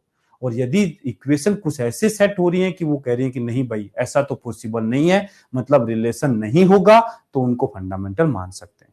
यदि रिलेशन आ जाता तो हम कह देंगे भाई रिलेशन है, इनको फंडामेंटल नहीं बोलेंगे। ये बात क्लियर होनी चाहिए। ओके, चलो अब आगे बढ़ते हैं। एक क्वेश्चन ये देखो, देखो 2021 नीट में पूछा हुआ क्वेश्चन है, नीट में पूछा हुआ क्वेश्चन है, जरा सोल्व कर दो, क्या आंसर आएगा?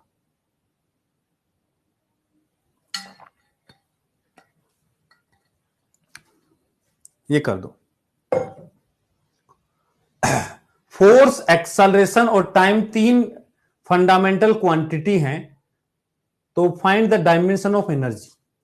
इसने कहा कि हम नया सिस्टम ऑफ यूनिट बना रहे हैं जिसमें फोर्स को, एक्सेलरेशन को और टाइम को फंडामेंटल लेंगे। देख रहे हो, नीट में पूछा हुआ क्वेश्चन है। अच्छा, इसने कहा नया सिस्टम बना दिया जिसमें फोर्स, एक्सेलरेशन और टाइम को फंडामेंटल लिया, तो बताओ एनर्जी का डायमेंशनल फॉर्मूला क्या होगा? एनर्जी का डायमेंशनल फॉर्मूला क्या होगा? तो एक तरीका तो क्या है, मेथड वन, ये तो है let energy E is proportional to F की पावर अल्फा, A की पावर बीटा एंड T की पावर गामा। मान लो कि रिलेशन है F की पावर अल्फा, A की पावर बीटा, T की पावर गामा, और डायमेंशनल एनालिसिस कर दो, डायमेंशनल बैलेंस कर दो, सबकी डायमेंशन रखो और अल्फा बीटा गामा को सोल्व कर लो। Solve alpha beta and gamma, solve कर लो। एक तरीका तो ये है ही, एक तरीका तो ये है ही। इसको मैं करवाऊंगा नहीं क्योंकि फालतू में टाइम खराब होगा, तुम खुद से कर सकते हो, मेरा इसमें कोई रोल नहीं है, बस इक्वेशन सोल्व करना आना चाहिए। तुम्हें इक्वेशन सोल्व करनी आती है तो ये कर दोगे, बट टाइम कंज्यूम करेगा। अब दूसरा तरीका क्या है, देखो हमें फोर्स दिया है, फोर्स को लिख लो। फोर्स क्या होता है, फोर्स होता है m1l1t-2। एक्सेलरेशन, एक्सेलरेशन क्या होता है, lt-2। टाइम, टाइम क्या होता है, टाइम तो टाइम ही होता है, टाइम तो टाइम ही होता है। ठीक है, हम इस जो मैं जिस तरीके से इस क्वेश्चन को सोचता हूं वो मेथड बता रहा हूं। मुझे बनाना किसका है, एनर्जी का। किसकी बनानी है, एनर्जी की डायमेंशन। एनर्जी होती क्या है, m1l2t-2, एनर्जी ये होती है। मुझे ये डायमेंशन बनानी है, किससे, इन तीनों से। अब देखो खेल शुरू करता हूं, एनर्जी का फॉर्मूला स्टेब्लिश करना है, तो मैं देखो क्या कर रहा हूं। मुझे मास चाहिए, कौन दे सकता है मास इनमें से, मुझे एक मास चाहिए, इसमें से फोर्स हाथ उठाएगा, भाई मैं दे सकता हूं मास। हम कहेंगे आ जाओ भाई, तुम अकेले हो तो आ जाओ, हमें एक मास दो। बोला मैं दे दूंगा एक, एक मेरे को कंप्लीटली फोर्स को ले लो, एक मास आ जाएगा। तो पक्की बात है, अकेला है तो अपने को फोर्स एक लेना ही पड़ेगा, ले लिया। एक से ज्यादा लेंगे तो एक से ज्यादा मास आएगा, वो हमें चलेगा नहीं, तो हमने एक फोर्स चुपचाप एक उठा लिया, रख दिया। लेकिन इसके साथ में एक एक्स्ट्रा क्या आया, एक लेंथ भी आई और टाइम का -2 भी आया। ये एक्स्ट्रा फ्री है, हमें नहीं चाहिए, अभी बाद में बात करेंगे। मतलब हमें इतने नहीं चाहिए, हम देखते जाते हैं क्या होता है। तो हमारा मास का काम निपट गया। अब दूसरा मैंने पूछा भाई लेंथ कौन कौन देगा, तो लेंथ के लिए इन इसके अलावा इसने भी हाथ उठाया कि हम भी एक लेंथ देंगे।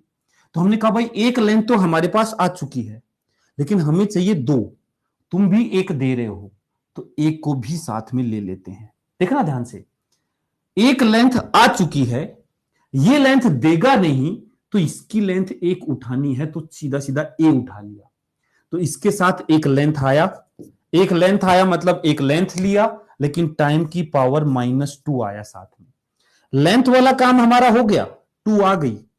अब टाइम कितने आ गए, दो ये माइनस के और दो ये, टोटल -4 आ गए। टाइम -4 आ चुके हैं, बल्कि मुझे कितना चाहिए, -2। इसको कौन बैलेंस करेगा, ये रहा ना। मेरे पास टाइम -4 आए, बल्कि मुझे -2 ही चाहिए।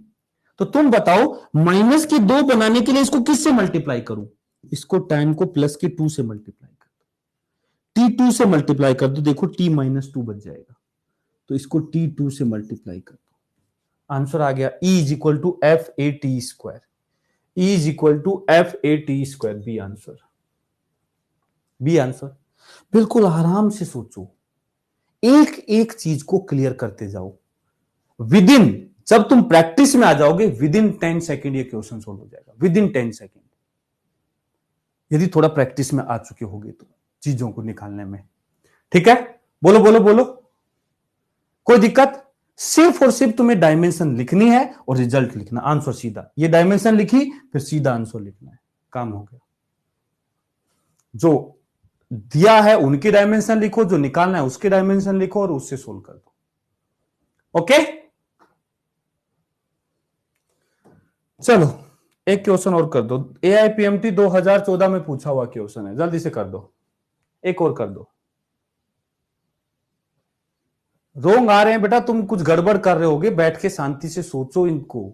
मैंने बोला ना कि ये पूरा मेथड दिमाग का है, और अपना तो बात ही है, दिमाग से तो अच्छे होने चाहिए तुम भाई, तो दिमाग से तो अच्छे हो गई, थोड़ा सा दिमाग तो लगेगा ही। देखो इसमें बिना दिमाग से तो नहीं होगा, फिर तो उसी मेथड से जाना पड़ेगा। एक ट्राई और करो, चलो एक ट्राई और करो। फोर्स दिया है जो कि होता है m1l1t-2, वेलोसिटी दिया है जो कि होता है LT-1, टाइम दिया है जो कि सीधा सीधा टाइम होता है। निकालना किसका है? डायमेंशन ऑफ मास, मास का डायमेंशन निकालना है।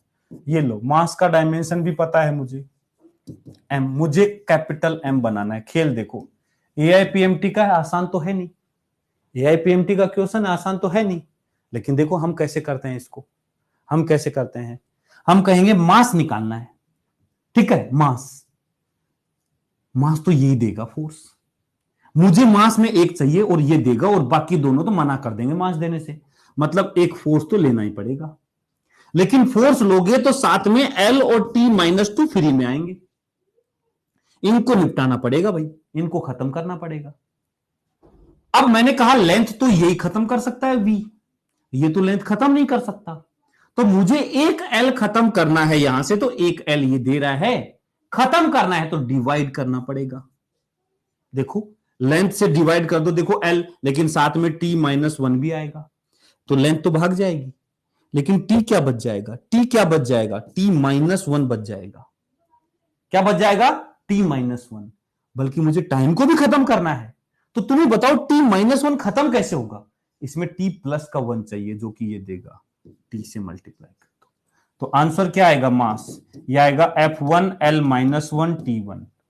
F1, अच्छा L कहां से आ गया? V है ना ये, सॉरी L नहीं है, V है, ठीक है ना, V है, V, F1V-1 T1, F1V-1 T1, D answer आ गया, डी आंसर आ गया। बोलो बोलो बोलो, आप क्या बोलते हो? इन क्वेश्चंस को 3 बार करो, सब दिमाग में, देखो सब हवा में आने लग जाएंगी चीजें, क्लियर? बोलो बोलो बोलो, सेट है मामला, है भाई? चलो, ऐसे भी क्वेश्चन आते हैं, देखो नीट 2021 में, देखो 2021 में ये था और 2021 में ये है, देखो एक ही साल में दो दो क्वेश्चन पूछे गए हैं, सेम ही डायमेंशन के ऊपर, डायमेंशन के ऊपर आते हैं 2 क्वेश्चन 3 क्वेश्चन हर साल आते हैं यूनिट एंड मेजरमेंट से, ठीक है? चलो, ये होमवर्क में है, खुद से करो भाई, होमवर्क में है, मैं नहीं बताऊंगा, सब ई का डायमेंशन निकलवाया हुआ है, जी का निकलवाया, दोनों का निकाल के डिवाइड करो, आंसर आएगा। ये भी होमवर्क में है, नीट 2020 में पूछा हुआ क्वेश्चन, देखो क्या क्वेश्चन पूछा, स्ट्रेस, स्ट्रेस मतलब प्रेशर, प्रेशर मतलब M1L-1 T-2, M1L-1 T-2, देखो देखो देखो, फोर्स अपॉन एरिया, समझ रहे हो ना? कुछ नहीं है, घर से खुद से करो। एक ऐसा क्वेश्चन और करवा देता हूं, ये थोड़ा सा अच्छा क्वेश्चन, अच्छी कैटेगरी का है, यूनिट कन्वर्जन में।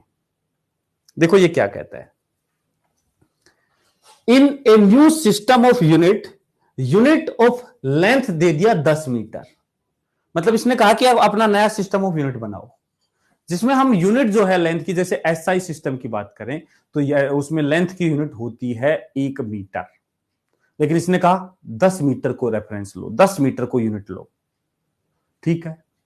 मास की यूनिट उसने कहा भाई 1 ग्राम को मानेंगे रेफरेंस, मास हम ग्राम में मेजर करा करेंगे, और टाइम बोलेंगे अब टाइम को हम मिनट में लिया करेंगे।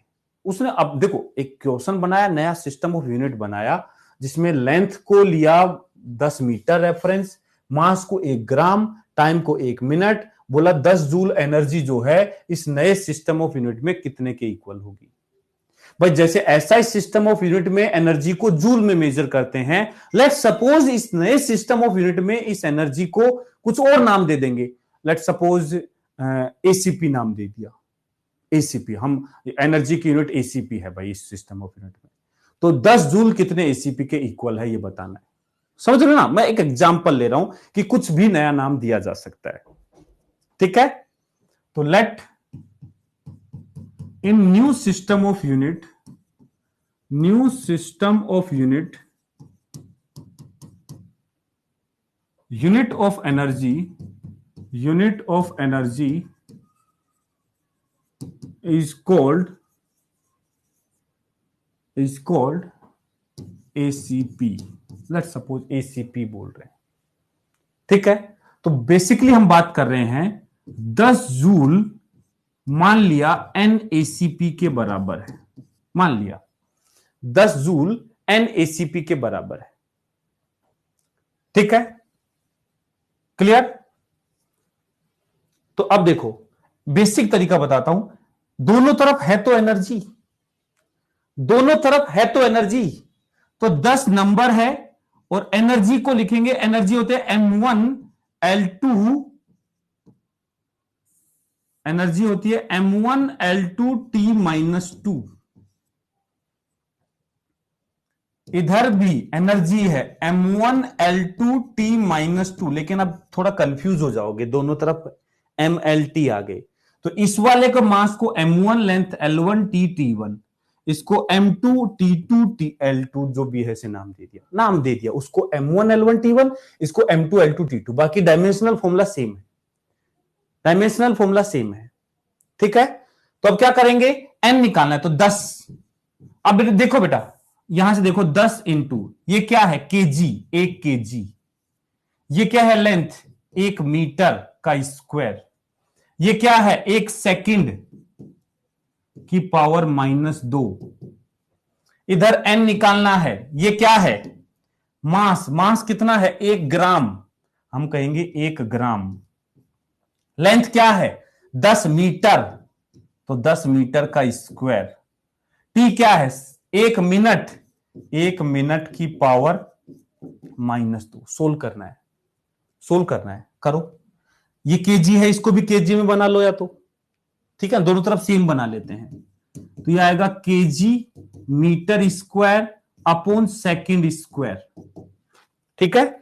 ये क्या आएगा, एन निकालना है, ग्राम, ग्राम को केजी में कैसे बदलें, 10 की पावर -3 केजी, ये कितना आएगा 10 की पावर 2 मीटर स्क्वायर, और ये मिनट नीचे जाएगा, 1 मिनट का स्क्वायर मतलब 60 सेकंड का स्क्वायर, तो 60 गुना 60 सेकंड का स्क्वायर। अब देखो केजी मीटर पर सेकंड स्क्वायर, केजी मीटर, ये स्क्वायर ये हट गया सब, एन कितना आ जाएगा बताओ, एन कितना आ जाएगा, उधर भेज दो बाकी सबको, तो एन आ जाएगा 10 इंटू 3600 अपॉन ये कितना आएगा 10 की पावर -3, 10 की पावर 2, 10 की पावर -1, तो ये आ जाएगा n इज इक्वल टू 36 गुना 10 की पावर 2, 3, 4, 4, n ये आ जाएगा 4, 36 गुना 10 की पावर 4,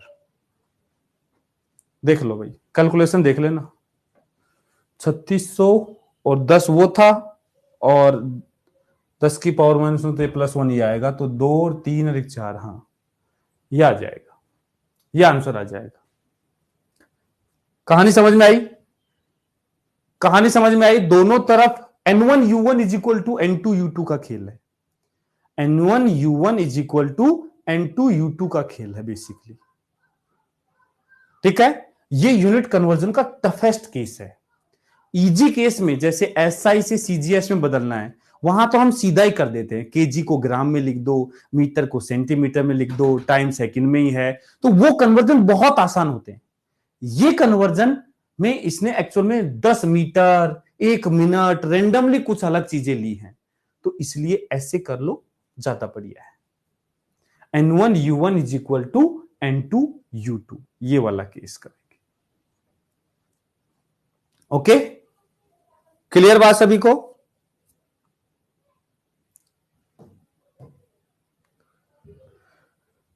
अब आता है लास्ट इसमें कि जो हमने यूनिट एंड डायमेंशन ये जो पढ़ा है, इसका लिमिटेशन क्या है, इसका लिमिटेशन क्या है, फोर्थ स्टेप फिर से,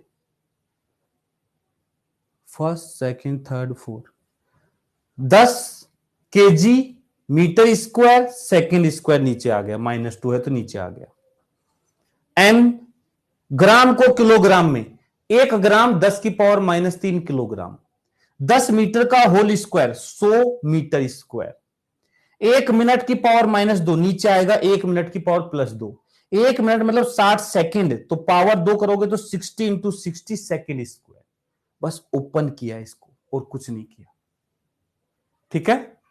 ये सब कहां से आए थे, ये ग्यूसन में दिए थे, लेंथ का, मास का, टाइम का, ये सब कहां से आए? ये जूल है। जूल ऐसा यूनिट होता है। ऐसा यूनिट में मास को केजी में, लेंथ को मीटर में, टाइम को सेकंड में लेते हैं। ये पता है एसआई सिस्टम का। ये नया सिस्टम है जिसमें हमें डाटा दिया गया है, उनको रखा है हमने। ठीक है, चलो तो हम बात करते हैं अब limitation of dimensional analysis. Dimensional analysis से हम क्या नहीं कर सकते? डायमेंशनल एनालिसिस का यूज करके हम क्या नहीं कर सकते? एक बच्चे ने लिखा है, सर इतना कैलकुलेशन नीट में। इसका मतलब तुमने अभी तक नीट के कभी प्रीवियस ईयर क्वेश्चन सोल्व किए ही नहीं है बेटा। नीट के क्वेश्चन में ये मत समझ, मैं बहुत सारे क्वेश्चन जब आएंगे ना जब दिखाऊंगा तुम्हें, नीट ये नहीं कहता कि भाई हम क्वेश्चन में कैलकुलेशन नहीं देंगे। हां, मानते हैं 1 घंटे में 45 क्वेश्चन आते हैं सोल्व करने के लिए फिजिक्स में, लेकिन ये भी तो दिमाग में रखो ना कि भाई तुम्हें 45 क्वेश्चन सारे कैलकुलेशन वाले नहीं मिलेंगे। कोई क्वेश्चन ऐसा भी होगा देखते ही ठीक होगा, कोई 10 सेकंड के लायक भी होगा, तो कोई 2 मिनट के लायक भी होगा। तो कैलकुलेशन कई क्वेश्चंस में आती है। 45 में से 4-5 क्वेश्चन ऐसे हो सकते हैं नीट के एग्जाम में जिसमें कैलकुलेशन आती है। ठीक है ना? तो डोंट से कि इतनी सारी कैलकुलेशन, ये सब फालतू बातें हैं। आ सकती है, बिल्कुल आती है। ऐसे ऐसे क्वेश्चंस पूछे हैं नीट ने तो पूछो मत। ओके, चलो लिमिटेशन ऑफ डायमेंशनल एनालिसिस की बात कर रहे थे। तो कुछ पॉइंट जो अभी हमने पूरा पढ़ा है उसी से लिखे हैं छांट छांट के। पहला है, using dimensional analysis we can only check dimensional consistency but can not check physical correctness. ये क्या मतलब है? देखो बेटा, दो चीजें होती है, एक डायमेंशनल कंसिस्टेंसी, एक फिजिकल कंसिस्टेंसी। डायमेंशनली सही होना, फिजिकली सही होना। जैसे फॉर एग्जांपल काइनेटिक एनर्जी का जो फॉर्मूला है हम जानते हैं 12mv² होता है, लेकिन कोई काइनेटिक एनर्जी को 5/2 mv² लिखे, क्या डायमेंशनली उसने कुछ गलती की? सोच के देखो, क्या डायमेंशनली उसने कुछ गलत लिखा? भाई 1/2 हो या 5/2, इनका डायमेंशन तो है नहीं। डायमेंशन तो सिर्फ मास और वेलोसिटी का है। डायमेंशनली दोनों सही हैं, लेकिन फिजिकली ये सही है, ये गलत है। समझ रहे हो? अब फिजिकल कंसिस्टेंसी कैसे चेक करते हैं? इसको करने का तरीका नहीं है, डायमेंशन से नहीं कर सकते। ये पता ही होना चाहिए, हमें पता होना चाहिए काइनेटिक एनर्जी 12mv² होती है, बस पता होना चाहिए, या कोई फॉर्मूला कहीं से निकल रहा हो। डायमेंशनल एनालिसिस से फिजिकल करेक्टनेस चेक नहीं कर सकते। डायमेंशनल एनालिसिस से फिजिकल करेक्टनेस चेक नहीं कर सकते। ठीक है? तो यूजिंग डायमेंशनल एनालिसिस हम सिर्फ डायमेंशनल कंसिस्टेंसी चेक कर सकते हैं, फिजिकल करेक्टनेस चेक नहीं कर सकते। दूसरा कह रहा है, we can not find value of dimensionless constant in any formula. किसी भी फॉर्मूला में यदि कोई डायमेंशनलेस कांस्टेंट आ रहा है, जैसे हमने देखो एक फॉर्मूला डिड्यूस किया था √h/g, लेकिन एक्चुअल फॉर्मूला होता है √2h/g। ये जो √2 की जो वैल्यू है ना, इसको हम नहीं निकाल सकते कि √2 है, √3 है, √5 है, 2 है, 5 है, क्या है, हम नहीं निकाल सकते क्योंकि वो डायमेंशनलेस है। तो किसी फॉर्मूले में डायमेंशनलेस कांस्टेंट की जो प्रेजेंस है उसको आइडेंटिफाई नहीं किया जा सकता है। तीसरा, we can not identify presence of any trigonometric, logarithmic और एक्सपोनेंशियल फंक्शन। किसी इक्वेशन में कोई साइन का फंक्शन है, कोई लोग का फंक्शन है, कोई एक्सपोनेंशियल फंक्शन है, इनको नहीं पता कर सकते।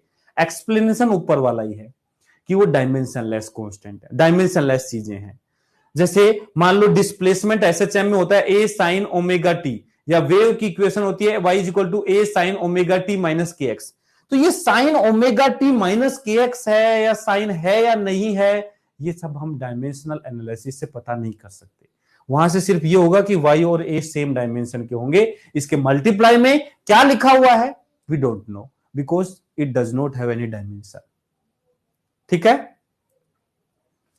Can not differentiate between two physical quantity having same dimensional formula. दो फिजिकल क्वांटिटी जिनका डायमेंशनल फॉर्मूला सेम है, उनमें डिफरेंशिएट नहीं कर सकते। मतलब कभी यदि किसी इक्वेशन में एनर्जी और टॉर्क को ऐड भी कर रखा है तो डायमेंशनल एनालिसिस मना नहीं करेगा उसको। वो कहेगा ठीक है, इसका भी डायमेंशन ये है, इसका भी डायमेंशन ये है। हम दो सेम क्वांटिटी है, सो सेम डायमेंशन की क्वांटिटी है, उनमें डिफरेंशिएट नहीं कर सकते। यहां गड़बड़ हो सकती है। ठीक है, कोई दिक्कत? तो कुल मिला के ये कुछ लिमिटेशन है डायमेंशनल एनालिसिस की, जो काम हम इससे नहीं कर सकते। ठीक है, तो ये था ऑल अबाउट डायमेंशनल एनालिसिस। तो हमें डायमेंशन, यूनिट्स एंड डायमेंशन की बात चल रही थी, तो अभी यूनिट्स एंड डायमेंशन वाली बात पूरी हुई है हमारी इस चैप्टर में।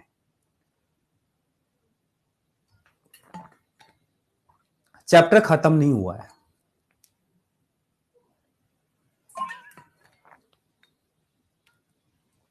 ठीक है, क्योंकि चैप्टर का नाम है यूनिट्स एंड मेजरमेंट।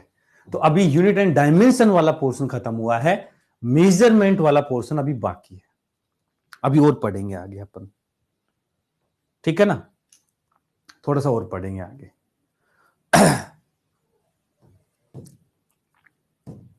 चलो मेजरमेंट पे आते हैं हम।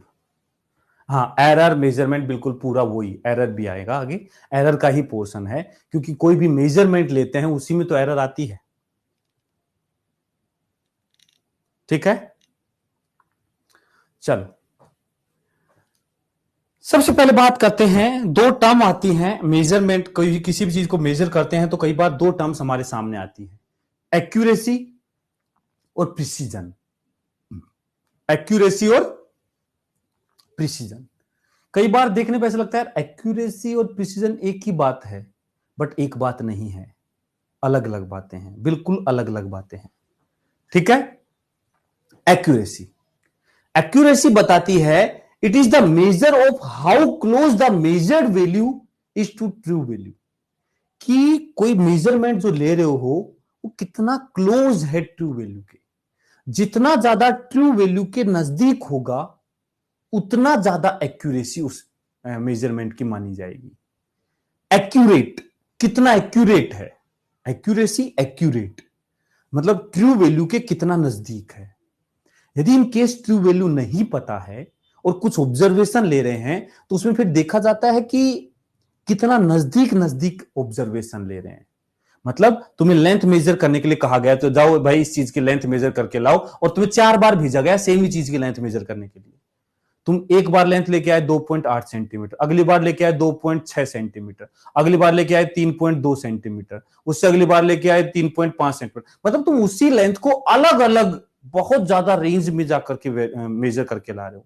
इसका मतलब तुम्हारी एक्यूरेसी सही नहीं है, इसका मतलब तुम्हारी एक्यूरेसी सही नहीं है। लेकिन वही तुम्हें भेजा जाए उसी लेंथ को मेजर करने के लिए, और हर बार तुम कह के आओ कि ये 2.5 है, 2.6 है, 2.55 है, 2.58 है, समझ रहे, उसी वैल्यू के आसपास मेजर करके लेके आओ, इट मींस तुम्हारी एक्यूरेसी अच्छी है। ठीक है, तो एक्यूरेसी बेसिकली बताता है कि तुम कितने क्लोज क्लोज रिजल्ट या ट्रू वैल्यू के कितना नजदीक रिजल्ट तुम मेजर करते हो। ठीक है, ये सिर्फ समझने की चीज है। दूसरा है प्रिसीजन। प्रिसीजन, प्रिसीजन बताता है it tells us to what resolution और limit the quantity is measured. Resolution मतलब ऐसे समझो कि कितना डेप्थ में जाकर के, किस लेवल तक, कितने डिजिट तक जाके तुमने रीडिंग मेजर की है, वो बताता है रिजोल्यूशन और लिमिट। जैसे फॉर एग्जांपल मैं कुछ रीडिंग लिखता हूं, मेजर्ड वैल्यू कुछ लिखता हूं, मेजर्ड वैल्यू कुछ लिखता हूं मैं, ठीक है। जैसे मेजर्ड वैल्यू, कोई लेंथ मेजर कर रहे हैं जिसकी मेजर्ड वैल्यू है सपोज 25.2 सेंटीमीटर, 25.25 सेंटीमीटर, 24 पॉइंट नहीं 25 पॉइंट है ना, 5 सेंटीमीटर, ऐसे कर दो। 25 3 डिजिट में कर देते हैं इसको, इसको कर देते हैं 25.468, ऐसे कुछ भी लिख दिया रे यार, 460 लिख देता हूं सेंटीमीटर। ये 3 रीडिंग है। ट्रू वैल्यू जो है, ट्रू वैल्यू जो है, लेट सपोज ट्रू वैल्यू इसकी है 25.3 सेंटीमीटर, ठीक है ना। 25 लेट सपोज 25.1 सेंटीमीटर, 25.1 सेंटीमीटर है ट्रू वैल्यू, ठीक है। तो सबसे पहले मोस्ट एक्यूरेट कौन सी है, मोस्ट एक्यूरेट कौन सी है, सबसे एक्यूरेट कौन सी है। तो जो ट्रू वैल्यू के सबसे नजदीक होगी वो सबसे ज्यादा एक्यूरेट होगी। ये 25.1, ये 25.2, ये 25.25, ये 25.460, मोस्ट एक्यूरेट रिजल्ट तो पहला ही है। 25.2 सेंटीमीटर सबसे ज्यादा एक्यूरेट। मोस्ट प्रिसाइज,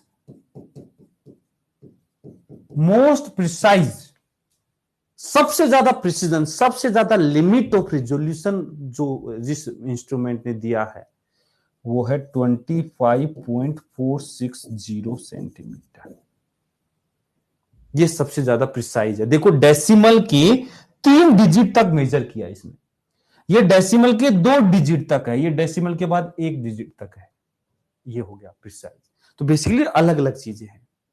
लेकिन वैसे देखा जाए ना, ऐसा मैंने रीडिंग ले लिया है रैंडमली, कुछ भी यदि कुछ भी नहीं पता हो ना, तो बेसिकली होता क्या है, मोस्ट प्रिसाइज जो होता है मोस्टली मोस्ट एक्यूरेट भी वही देता है। जो इंस्ट्रूमेंट जितना ज्यादा लिमिट तक जाके मेजर कर रहा है, यदि हम माने कि फालतू की कोई एरर नहीं है उसमें, मतलब कुछ खराब इंस्ट्रूमेंट नहीं है, तो मोस्ट प्रिसाइज ही मोस्ट एक्यूरेट भी रिजल्ट देता है। बट एक्यूरेसी और प्रिसीजन बेसिकली दोनों अलग अलग चीजें हैं।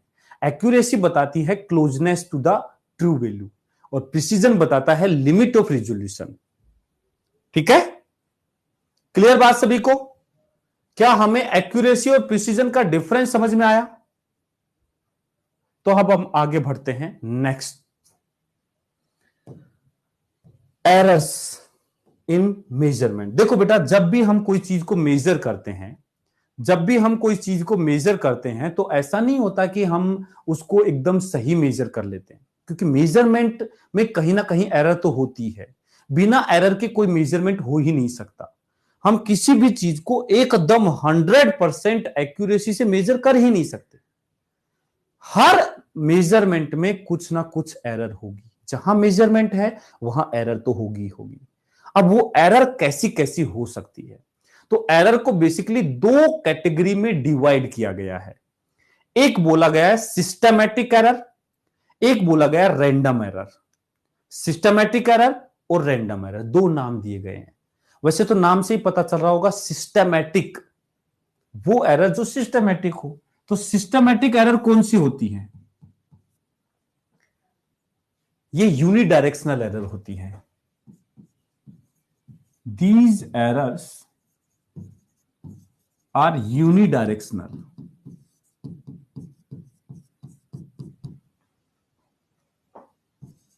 ये क्या चीज आ गई? अच्छा, इसकी डायरेक्शन भी होती है क्या? यूनिडायरेक्शनल मतलब आइदर पॉजिटिव एरर और negative error, means either always positive error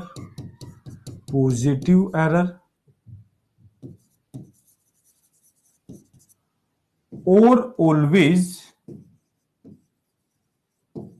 negative error.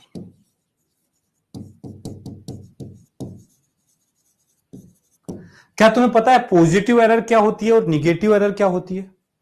नहीं पता है तो मैं बता देता हूं। देखो, पॉजिटिव एरर हम किसको बोलते हैं? पॉजिटिव एरर हम तब बोलते हैं जब हमने मेजर्ड वैल्यू जो मेजर किया है वो ट्रू से ज्यादा किया है, एक्चुअल से ज्यादा मेजर किया जाए। मान लो तुम्हें एक चीनी का एग्जांपल लेते हैं, चीनी तोलने के लिए दिया गया, 2 किलो चीनी को तुमने 2 किलो 100 ग्राम तोल दिया, मतलब 100 ग्राम ज्यादा तोल दिया। इसका मतलब तुमने पॉजिटिव एरर की है, ज्यादा मेजर्ड वैल्यू ज्यादा है तो पॉजिटिव एरर है, मेजर्ड वैल्यू कम है ट्रू से तो निगेटिव एरर है। पॉजिटिव एरर का मतलब है measured value is more than true value, ठीक है, measured value is more than true value. Negative error का मतलब है मेजर्ड वैल्यू जो है वो लेस देन ट्रू वैल्यू है। मेजर्ड वैल्यू ट्रू वैल्यू से क्या है, कम है, कम मेजर करें, 2 किलो की चीज को 2 किलो से कम मेजर किया, मतलब जहां भी एक्चुअल से कम मेजर करते हैं निगेटिव एरर। बिल्कुल बेसिक बातें बता रहा हूं, सुनते जाओ क्योंकि कहीं ना कहीं आगे यही चीजें काम आने वाली है।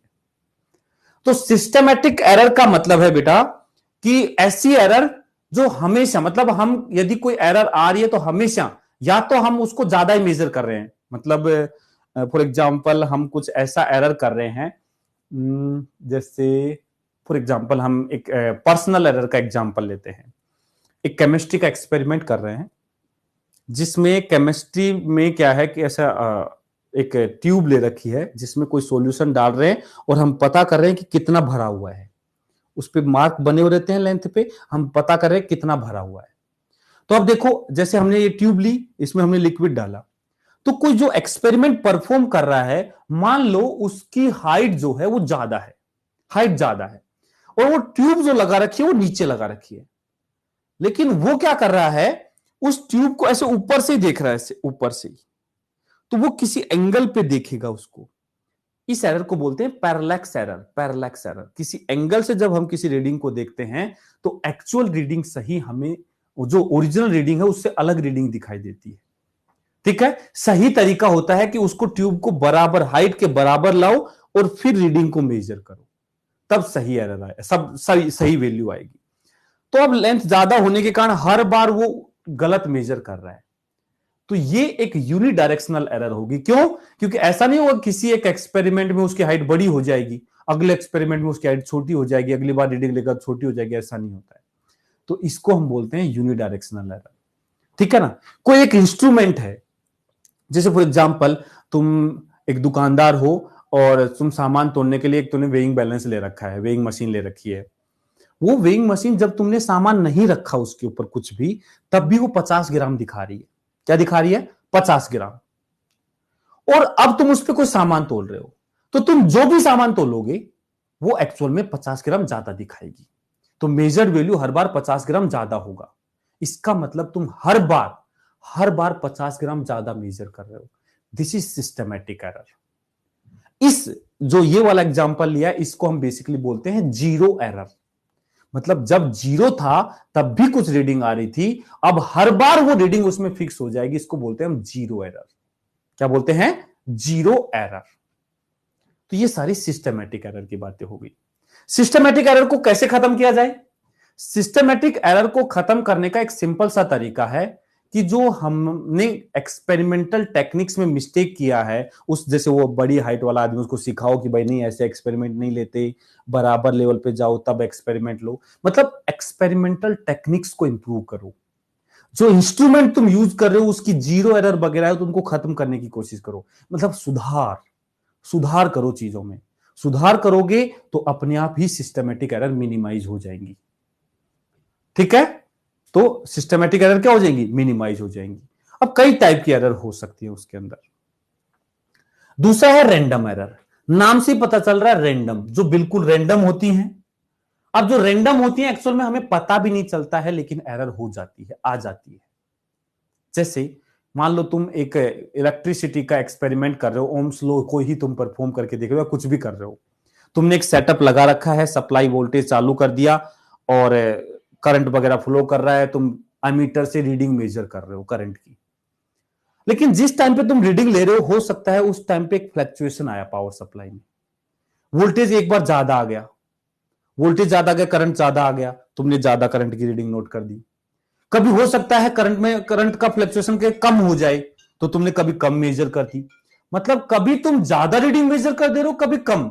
एक्चुअली तुम्हें पता ही नहीं चल रहा, वो बिल्कुल रैंडम है। तुमने नहीं सोचा था कि वोल्टेज का फ्लक्चुएशन आ जाएगा और मेरी रीडिंग चेंज हो जाएगी।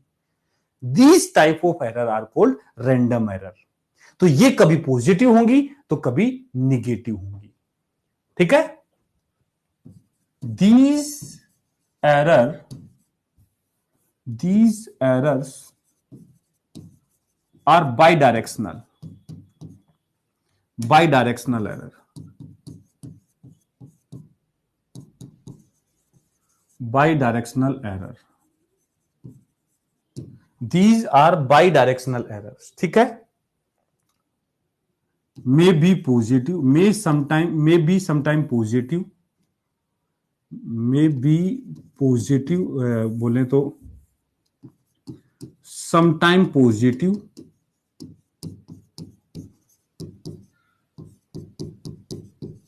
और sometime negative, sometime negative।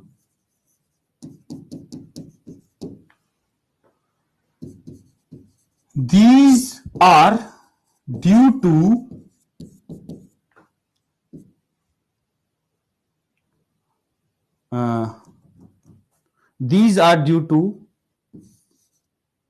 fluctuation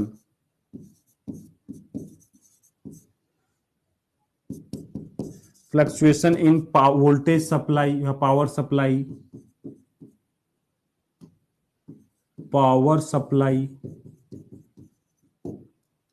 temperature, pressure,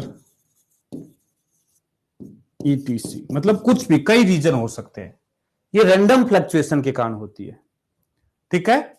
due to random fluctuation in power supply, voltage या टेम्परेचर, प्रेशर, कुछ भी हो सकता है। बाय डायरेक्शनल मतलब कभी पॉजिटिव हो जाएगी, कभी निगेटिव, कभी तुम ज्यादा मेजर कर दोगे, कभी तुम कम मेजर कर दोगे। मतलब कुछ भी नहीं कहा जा सकता। तो रैंडम एरर को दूर करने का तरीका क्या है? To minimize random error, to minimize random error, take multiple observation,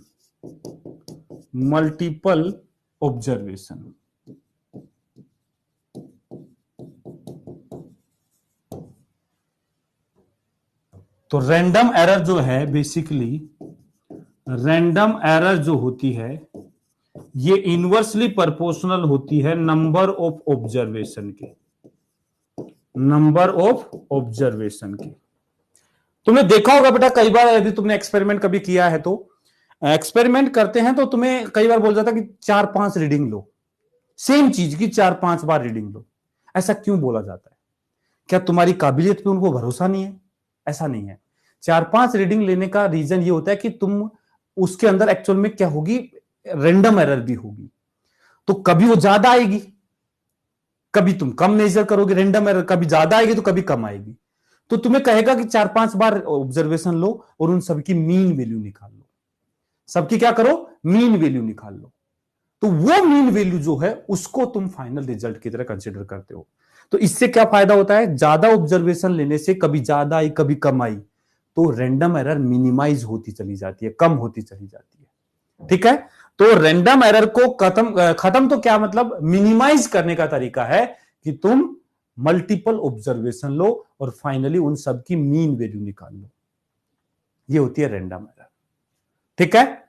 तो सिस्टमैटिक एरर क्या होती है, रैंडम एरर क्या होती है? क्या ये बात दिमाग में सेट है बेटा? ये बात क्लियर है सभी को? ठीक है। चलो नेक्स्ट आता है different terms used in errors. Error में कुछ हम डिफरेंट टर्म्स यूज करते हैं, उन टर्म्स के बारे में भी पढ़ लेते हैं। क्या क्या यूज करते हैं देखो। एक होता है एब्सोल्यूट एरर, पहले तो मैं एक एग्जांपल के थ्रू चलना चाहूंगा। Let we have N observation,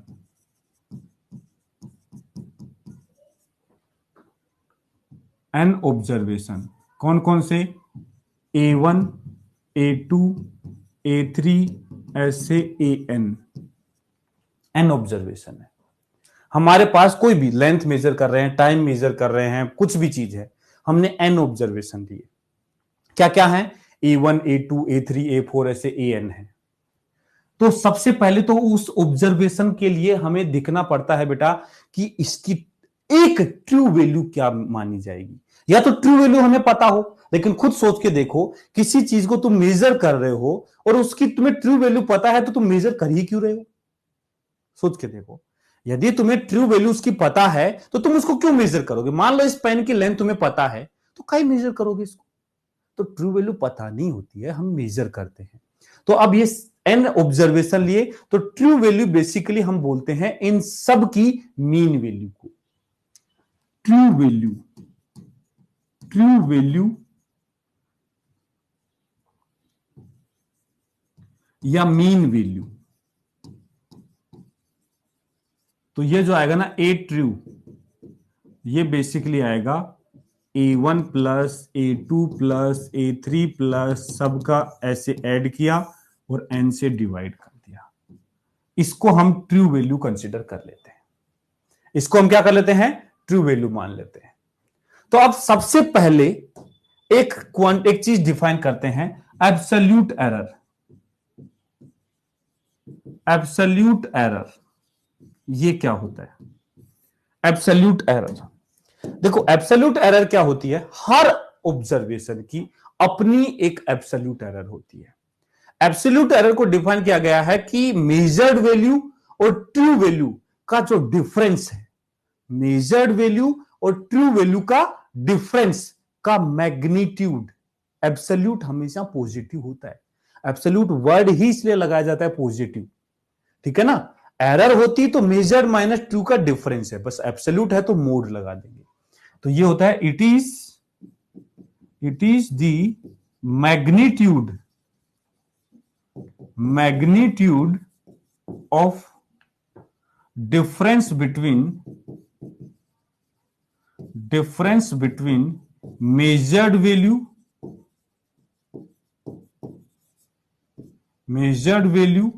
and true value। Measured value और ट्रू वैल्यू का डिफरेंस है। तो एब्सोल्यूट एरर को हम लिखते हैं डेल्टा ए। तो देखो डेल्टा ए, डेल्टा ए ये होता है magnitude of A measured minus A true, ये जो होता है इसको बोलते हैं एब्सोल्यूट एरर। मेजर्ड वैल्यू और ट्रू वैल्यू का डिफरेंस, मेजर्ड वैल्यू और ट्रू वैल्यू का डिफरेंस का मैग्नीट्यूड एब्सोल्यूट एरर हो गया। ओके, तो यदि हमारे पास n ऑब्जर्वेशन है तो डेल्टा A1, डेल्टा A1 क्या होगा? डेल्टा A1 होगा A1 माइनस ए ट्रू, A1 का ट्रू के साथ डिफरेंस डेल्टा A1। ऐसे डेल्टा A2 क्या होगा? ये होगा A2 माइनस ए ट्रू। ऐसे ही डेल्टा AN, डेल्टा AN क्या होगा? AN minus A true, AN minus A true. सबका मतलब जितने ऑब्जर्वेशन, हर ऑब्जर्वेशन की एब्सोल्यूट एरर होगी, सब पॉजिटिव में लेना है। Delta A1, delta A2, delta A3, delta A4 सबका डेल्टा AN। तो ये सारी हैं एब्सोल्यूट एरर। ये बात पहले दिमाग में क्लियर होनी चाहिए कि एब्सोल्यूट एरर क्या होती है। सेकंड टर्म जो यूज करते हैं वो आता है mean absolute error. Mean absolute, ठीक है,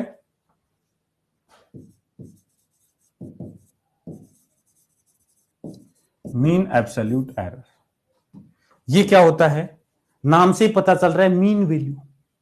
इसको लिखते हैं डेल्टा ए मीन। क्या होगा? Delta A1 plus delta A2 plus delta A3 ऐसे delta AN divide by N, ये होता है मीन एब्सोल्यूट एरर। ये क्या हो गया? Mean absolute error. क्लियर?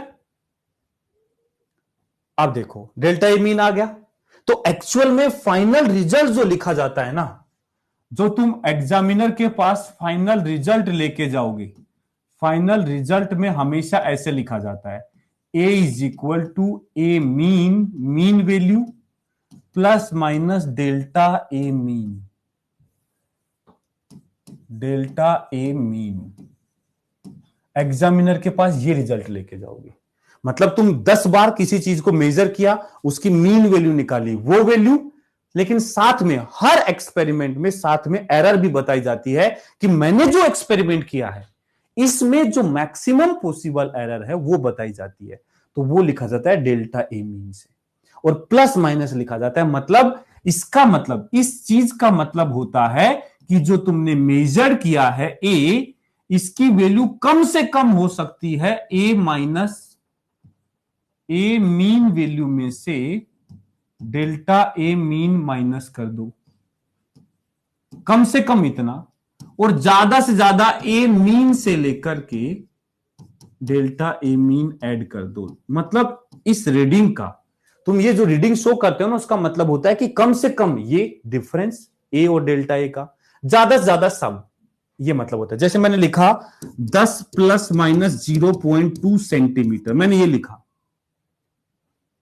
मैंने लिखा एग्जाम्पल के लिए 10 plus minus 0.2 centimetre.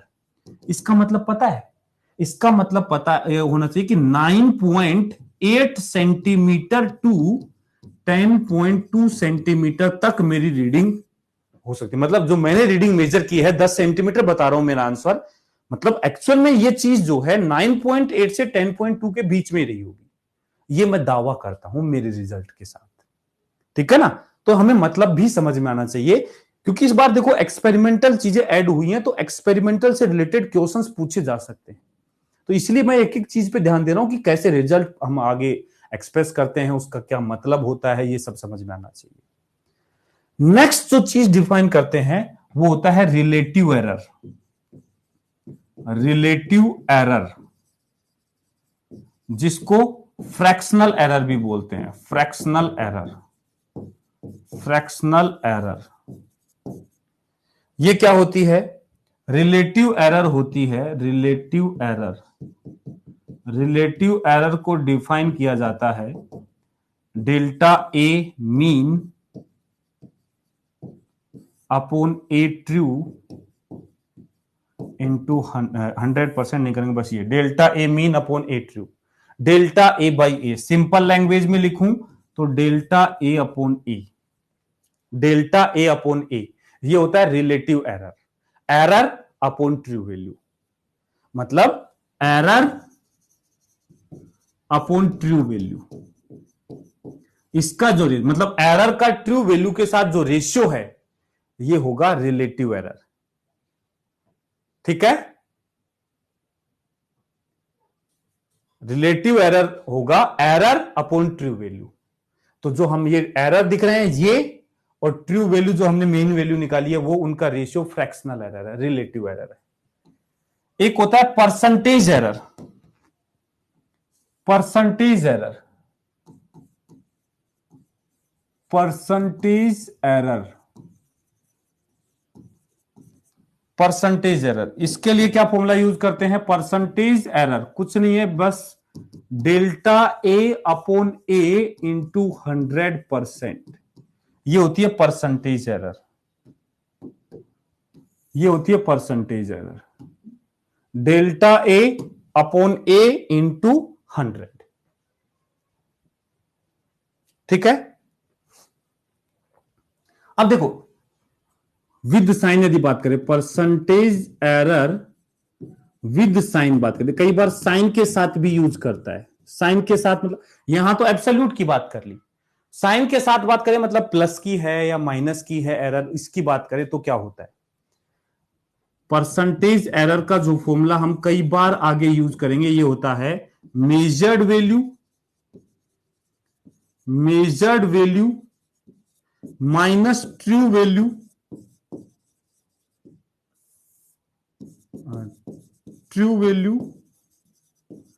Upon true value into 100%, ये होता है measured value minus true value upon true value into 100, ये परसेंटेज एरर होती है। तो ये फॉर्मूला बहुत बार काम आएगा, इसी चैप्टर में नहीं, बहुत सारे चैप्टर्स में कई बार चीजों की परसेंटेज एरर की बात करता है, तो ये फॉर्मूला काम आएगा। ठीक है, तो ये चार टर्म्स बेसिकली हमें पता होनी चाहिए, absolute error, mean absolute error, relative error और परसेंटेज एरर, चारों चीजें हमें पता होनी चाहिए। ठीक है, अब एक क्वेश्चन होमवर्क में देता हूं, ये क्वेश्चन देखो नीट में पूछा हुआ क्वेश्चन है 2020 में, ये होमवर्क है तुम्हारे लिए। सेम इसी चीज के ऊपर ये क्वेश्चन है, पूरा क्वेश्चन इसी चीज पे है, सोल्व कर लेना। ठीक है, बाकी इस एरर का आगे प्रोपोगेशन कैसे होता है ये सब हम जानेंगे अगली क्लास में। आज के लिए इतना, thank you very much, okay, bye bye.